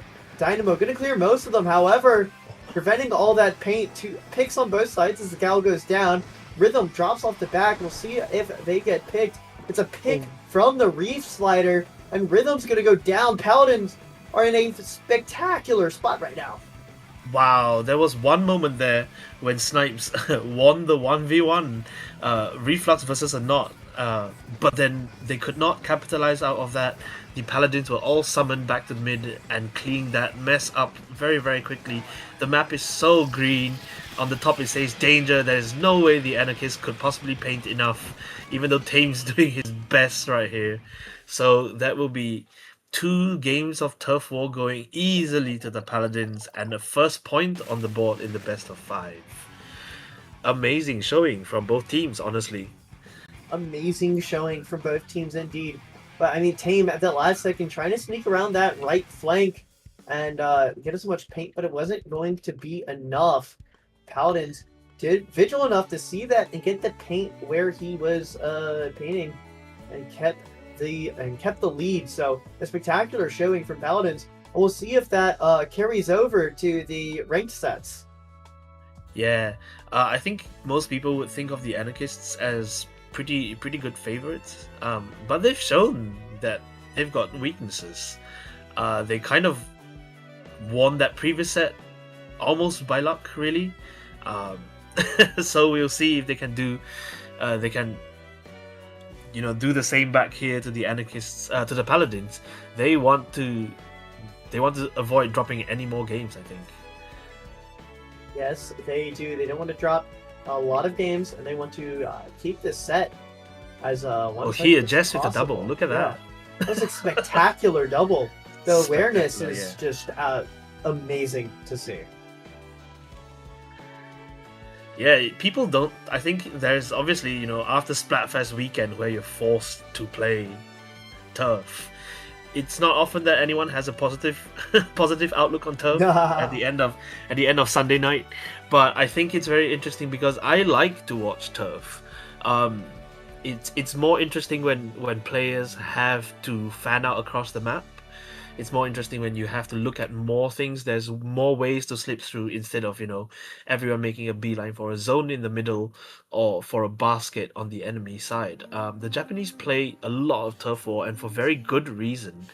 And you can often watch your favorite competitive players flex to different roles in turf war because the mode is so differently paced to the anarchy and ranked modes. Yes. I mean, it's such a fun game mode to watch, but if you told me, hey, you want to come play some turf war, I'd rather sit down and play Clan Blitz for 6 hours, solo queue. And guess what's going on right now? First mode will be Clan Blitz. That's amazing. Yes, it's Clan Blitz in Scorch Gorge. Also a very, very open map. The grades are interesting. But what can we say about this? There is mostly just one way to funnel in, one main way, and lots of comp changes here as everyone puts their game face on. We see coolers on both sides. We see double whale on the side of the Anarchists and double booyah from the Paladins. So it's interesting which one will win. Double whale. That's very interesting. I'm not very apprised of any recent meta changes, so I'm not sure where that lies, but double booyah is also a nice choice here for Paladins, but it's just going to be, again, it's a brawl over mid here, so both sides are going to try to get picks so they can get the clams early and quickly, and this should be a power clam created for Paladins, but now they need to keep it safe, and they're going to do so with the booyah bomb to give themselves some space, but if it's not enough, Tame on the left side, putting on the pressure, but 2 power clams, I believe, there are on the board. Now one goes down, but now it looks like Anarchists, they're pushing so far in, they grab 3 picks, the Paladins go down, but we're not without some picks in response. Oh, Rhythm does not manage to get the pick on the hammer throw. Tame has been doing the most on the right side here, managing to keep an equilibrium between the two teams. I think if Tame did not just kind of hold everything down as a single player with a wall, the game would have been very, very different, but everything seems to be working out just about alright. The defense on both sides holds up very strongly, with neither team managing to get any advantage on the other. All 4 up at the moment, and only 2 specials are in play. A wonderful pick, but it does get traded by the whale, so it's a 1-for-1 at the end of the day. The clams are on Anika's side as they have 2 power clams here. The Booyahs come out though, Can they hold on to them? It's 2 picks onto the Paladins. Rhythm in a prime spot to start moving up here, but with Tame going down, it's going to be a little bit difficult. But that's 1 power clamp, 2 power clamps in. But that might be all they run. Amazing Snipes awareness. in a tough position here, but Snipes gets a spectacular pick on Rem, and they might have an opportunity to get more, but 3 down on the side of Paladins. They do not manage to put another clamp in, but that almost felt like it could snowball really hard. Suddenly there was an opening and everyone went in. That movement from Rhythm to avoid people shooting at them and manage to get the ball in, fantastic heads up play. And Paladins find themselves on the back foot all of a sudden, which is not such a nice place to find yourself with how stally this map can get. Anarchists opened the barrier again, actually, because they spent so long fighting here that the clams all respawn.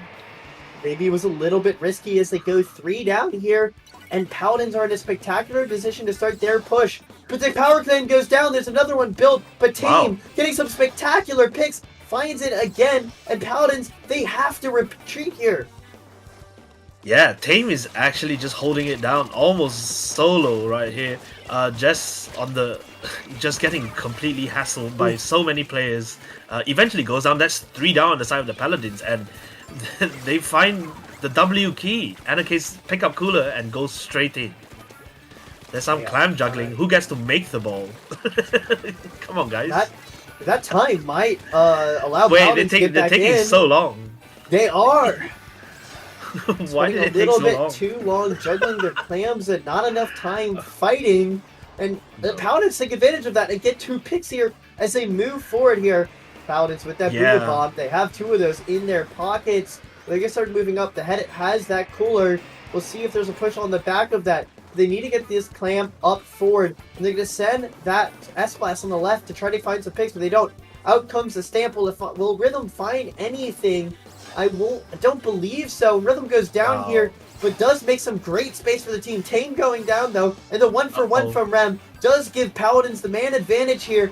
Can they make something off the back of it? Snipes manages to take 3 down themselves. But then this is the ball. That's such a good way to even out the score. And if nothing else goes in, they might lose 1 point here. They will lose 1 point as the tiebreaker. Yeah, they lose 1 point. And with 30 seconds remaining, that could be the difference. Yeah, they have to make something. Both teams, anyway. No, Paladins have to make 1 power clamp, but here they are getting cleaned up by an Anarchist team. Not interested in letting them have a second chance. And remember, Anarchist got that 1 power clamp in earlier that decreased their penalty that they have. So it's going to be a lot harder for Paladins to break this. Jess is getting the jump in. Jess, jump in. It could be possible. Jess is getting a jump. 5 seconds remaining, but the player goes down. So long. And there's no chance. But overtime is claimed. They're going to have a lot of work to get through it. It'd be one hell of a comeback, but Rem going to try. Jess close, but it's not enough. Anarchist, hold on, and it is that 1 point differential that does seal the deal. Oh, I wonder what the VC must have been like. You could tell Jess just trying to dodge everything and keep space for a jump in, and that just took a fraction too long, and the defense was in place, and the Anarchists hold on strong to win by literally 0 points. They won by tiebreaker here. So that is a precious, precious point on the board, and it draws the teams to 1-1. It does make the score 1-1 here.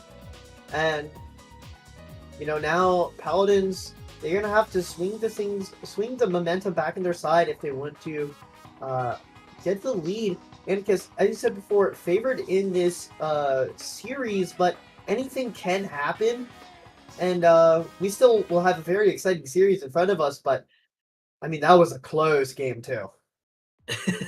That was as close as it gets. Look, it's tied here. Yeah, it's technically a game 3, you're right. But the second point on the board, now we have to think of the remaining games as a best of 3, really.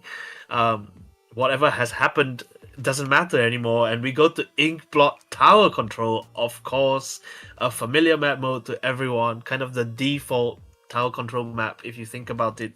Very, very nice, interesting pick, as I think they're just confident that they can win because they have Blaster. Yes.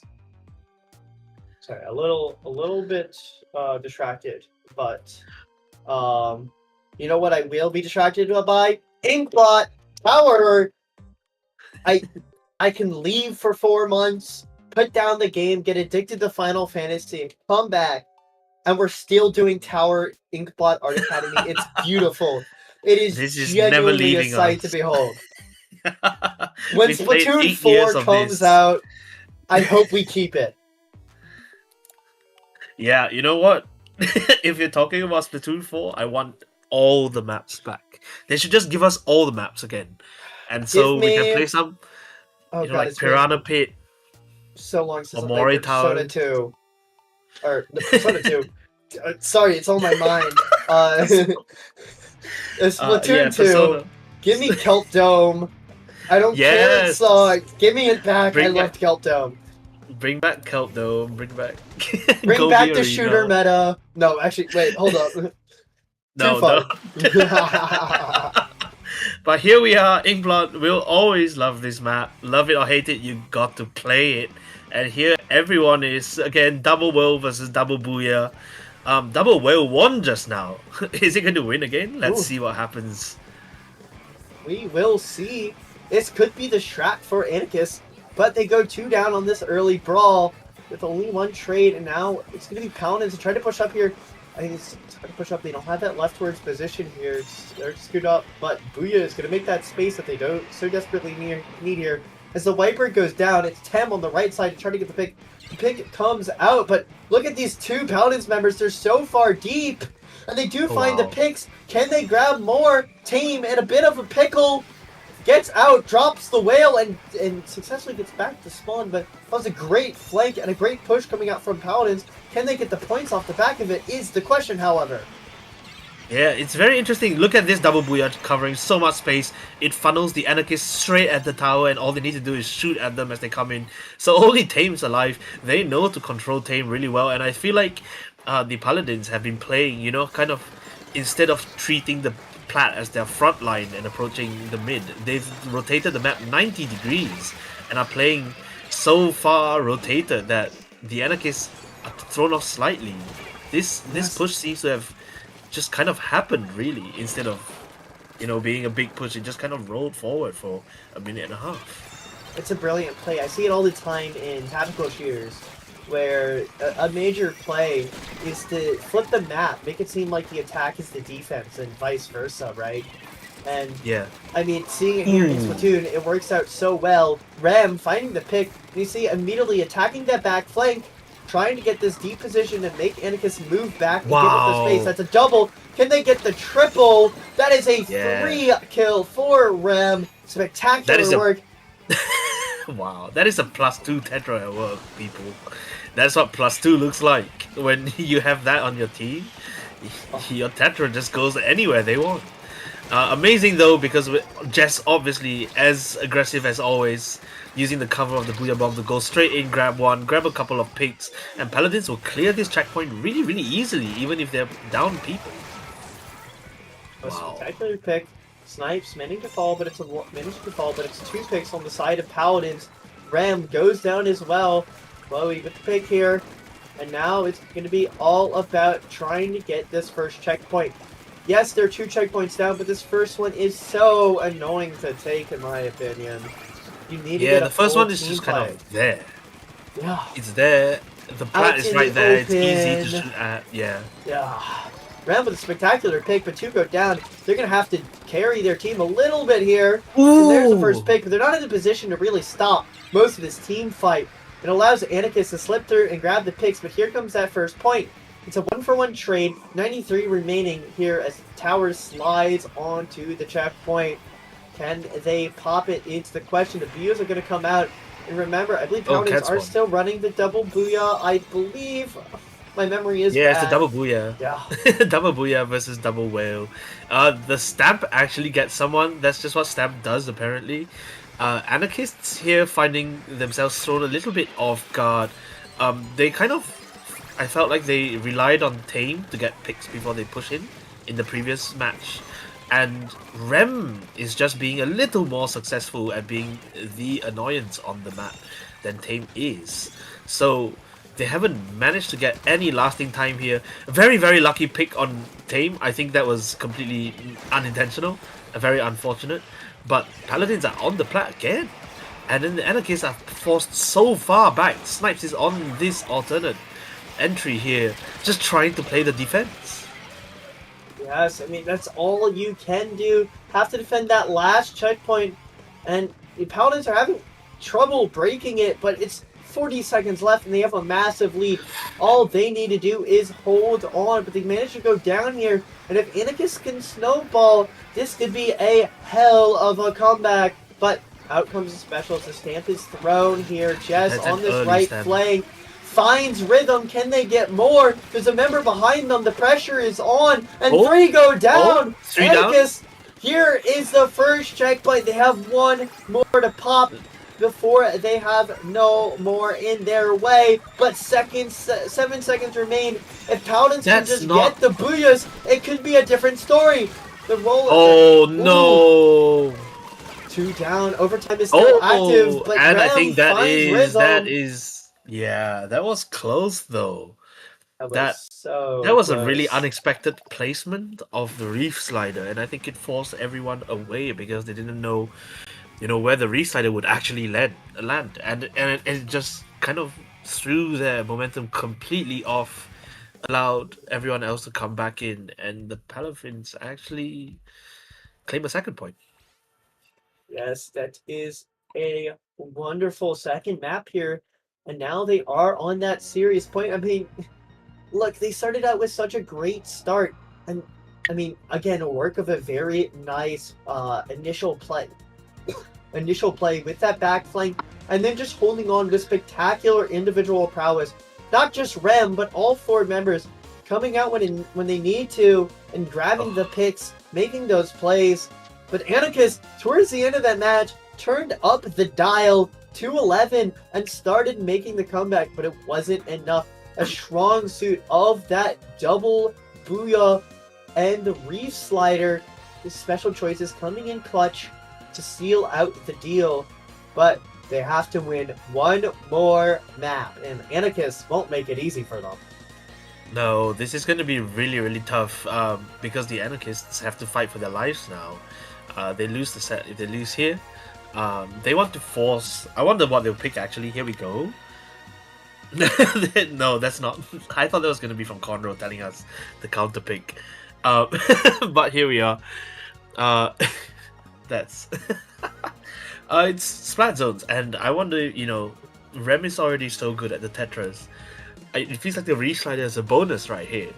So it really depends on what map they pick to kind of minimize or see if they can play around the predicted reslider.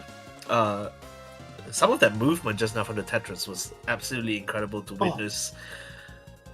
Mahi zones. That's my map. That's my favorite map, baby! Glad to see we're playing it. Yeah! I liked it before the rework, when it was bad and garbage. I agree. I think I liked Mincemeat before the rework as well, but that's a But then crazy again, opinion. At the time, I was a C-ranked junior player just starting out, so my opinion doesn't matter. Juniors definitely like this map though. I think I there's love something this about map, dude. how much If space there is. This map is in rotation. I'm putting down the gal, and I'm playing junior again. Like, that, Oh man. it's like such a lovely map. But Yeah. I'm glad to see it. And this is the map that is going to determine whether we go to a map 5 or not. Can we see the 3-1 from Palafins, or will we see the game 5, the slobber knocker, the double Luigi, whatever you want to call it? I just think it's interesting because it is perfectly built for junior, right? Like it's the mid is just the length of a splat bomb throw, and the zone is just about the right size for your bubble.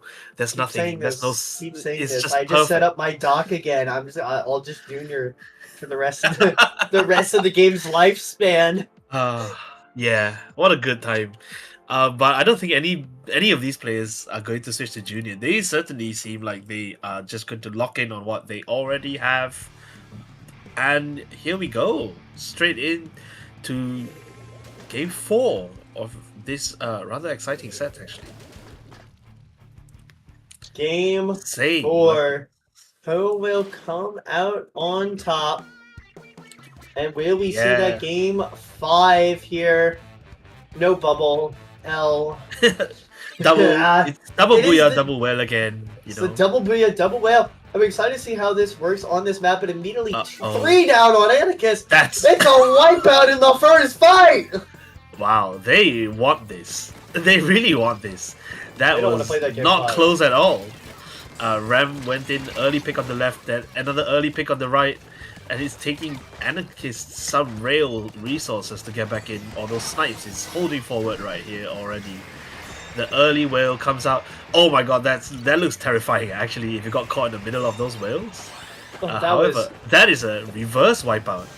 Wow. Okay, well, what I said about a slobber knocker, well, it seemed to be one hell of a fist fight between these two teams. We are in for some action here, as we've already seen 2 wipeouts before the water level has gone down. Yeah, it's very, very evenly matched. And both teams have, these periods of absolute dominance over the other thing. Ram goes in, however, obviously, the rest of the team are waiting for them. Just picked off cleanly, and Paladins have to spend a little more time coming in. There's a couple of trades, things not going exactly the way they planned, and Paladins lose 2 more players again. So this booyah is going to be a little bit of a waste. Booyah is to be a waste. It's only 20 seconds remaining. There was no penalty, so this could be a full 100-0 if Anarchist hold on. Palafin's looking a little bit worse for wear as Snipes is hitting some mean shots. 5 seconds remaining, but there's 2 down, but there's no booyahs. And Anarchist, they wanted it more. Anarchist did not care. they just found the W key. They just won. That was so clean from them. They punished every single early drop, every single early special. It was picked off. That booyah bomb was absolutely shredded. The hammer thrown at it, everything. They threw everything at the plan of the Paladins, and the Paladins, after losing in that first wipeout, just could not get back into mid ever. What? I have no words. They're not coming to me. They're like lodged in my brain because Anarchist absolutely stole the show with such a demanding 100-0 there. I mean, after that first fight, I thought Palafins were locked in. I thought they were going to take the prize. At least if they lost that next team fight, it would have been close. It would have been back and forth. Anarchist said no. No, they just held forward and won. Wow. Fact. Little known fact. You can just win rounds if you just kill the enemies. That's I guess they remember. Just point in the general direction of the enemy spawn. I mean, it was amazing to watch though, because the defense was so clean. Like the comms were perfect on that one. Oh, yes. Everyone was watching the drops. Everyone knew exactly where they were coming in, and even they actually let one jump in go unpunished. But they had 3 people near there anyway, and so it did not prove to be a problem at all. Every attack by the Palafins was already set up for. There was already a plan. And so your Palafins, you want to try to build both booyahs here at the very least if you want to break such a heavy defense. But it just wasn't possible. And because they had the aggression, they had the defensive play. They're ready for all matter of play there. And that is textbook Mahi Mahi. Just straight out the pages, word for word. You'd get expelled for plagiarism if you played that good as well. And what a way to play to take us to Game 5. Yeah, Game 5 has now been revealed as going to be on Undertow. Such a classic map, and both teams obviously, double well and double booyah are going to be very strong here, just taking up a lot of space in this very, very narrow channeled map. I just want to see them run at each other. I know they're going to be beating each other over the head repeatedly until something collapses, and I'm here for that. That is what we're here for. That is why we install Splatoon 3 every time we uninstall it in a fit of rage, alright? Okay? Yeah. It's But this is because the it's game. Right? games like these that make us want to play again. That make us. It is. I mean, these two teams are so even, and they're such high level. I'm excited to watch them fight it here, and I can expect a tight map 5. I'm happy. Yeah, I think the main thing to watch is that they've just kind of been very happy about going for each other's throats. Just no holds barred. They just go all the way in, right at the start. There was no particular carefulness about the way that previous game started. Everyone went in. There was a wipeout in 20 seconds. I mean, I expect they'll feel like they want to be a bit more careful here instead of letting that happen because things can go very wrong in Rainmaker. But that's more excitement for me. I just want to see chaos, and I think we'll get plenty of that in this map. What will we see? I don't assume any comp change. Nice. That is a comp change. There is a well That is stream. double stamp. I was just about to Yeah. say, I don't think to see any comp changes this, late into the set. And then, as soon as I'm saying that, No. I watched Snipes roll up with the well string. I'm like, oh, okay. Yeah, but Snipes has been an absolute beast on that bowl. And come on, hammer. Who doesn't love a good hammer? It's so fun. I'm a wiper player. That's all we do. However, they actually go 3 down right at the start. The gamble doesn't pay off, and on this map, if you just lose a man, you know the enemy is going to hold forward on you. They don't quite manage to get the checkpoint, but that's 2 booyahs. There are the booyahs. Because here we Oh. go. It's 2 down on Anarchist as well. They're looking a little bit They worse still for don't get Ware that. here. But Knives in they're a just tough running in now. position. Ooh. It's 3 down. Palafin's Uh-oh. playing spectacularly, but they're going to have to repop, and those members did not have cooler up, so Anarchists are going to be back faster and quicker, and they use that advantage to find those 2 picks. It was a little bit troubling if you're an Anarchist fan, but they're back in the game here, and we'll see how much they can get off the back of that.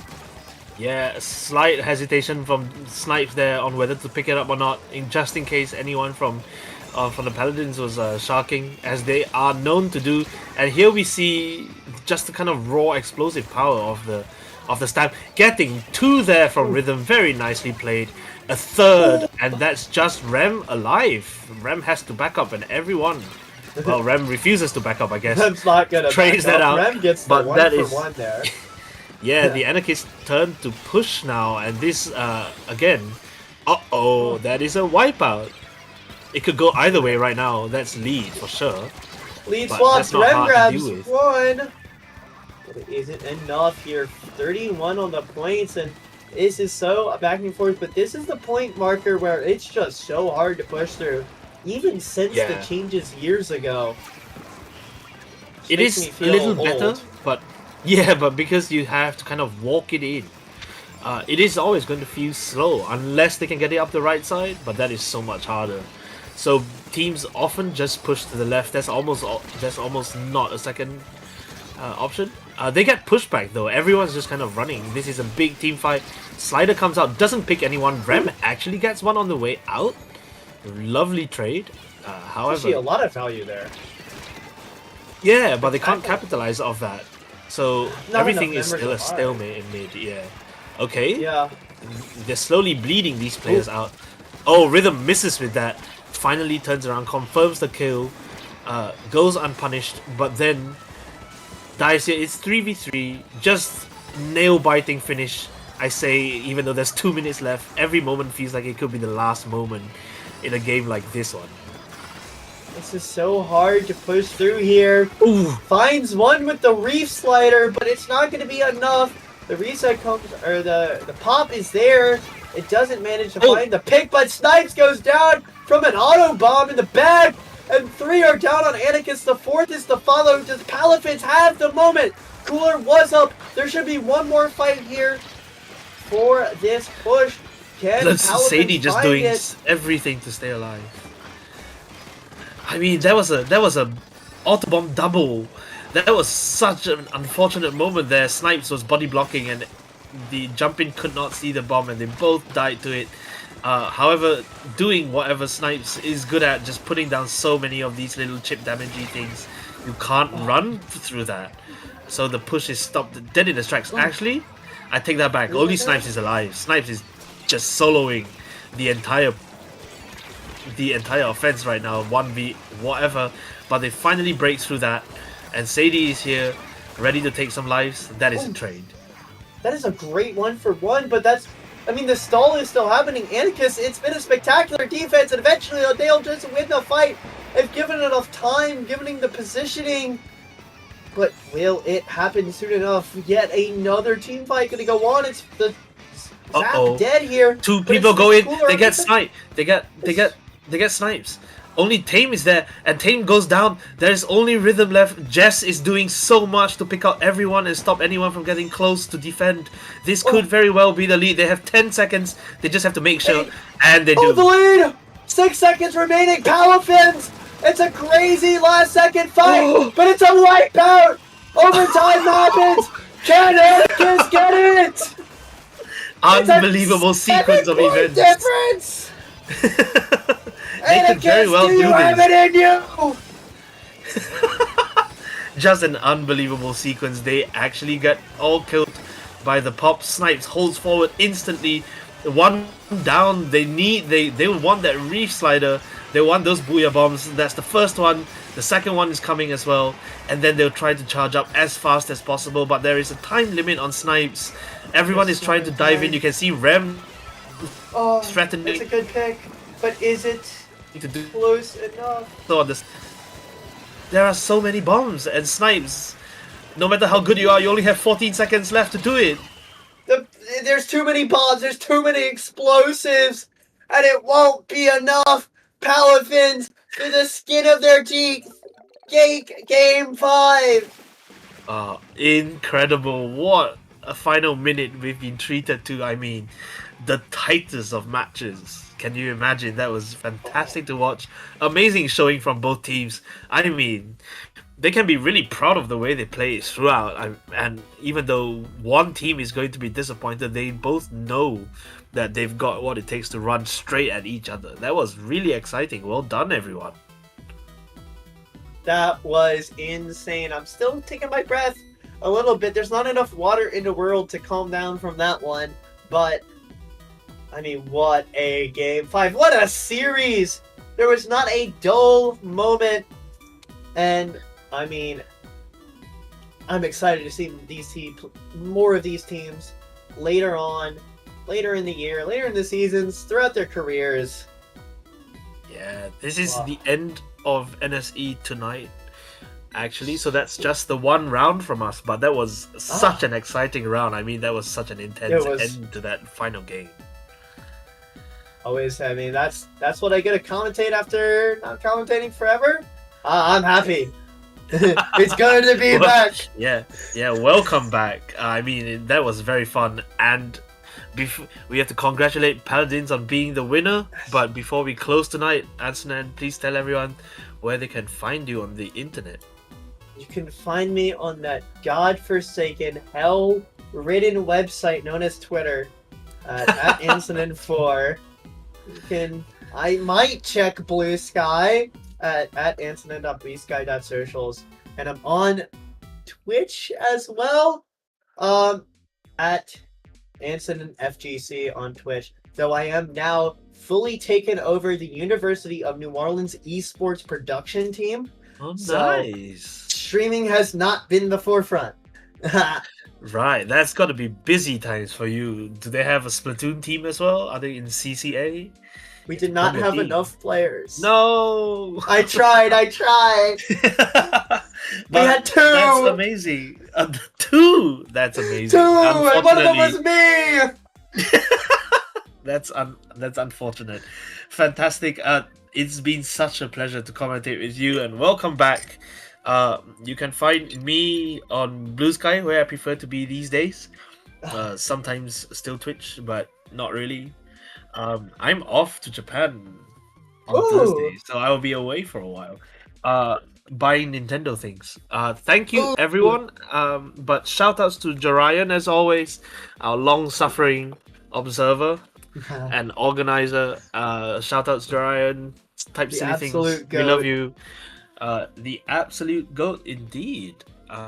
Thank you for stopping by. We've got more NSE next week, but of course we have the usual paddling pool and Triton as well. So stick around. Make sure you follow and keep your alerts on. Thank you and good night. I think. Have a wonderful night. Bye bye. Bye bye.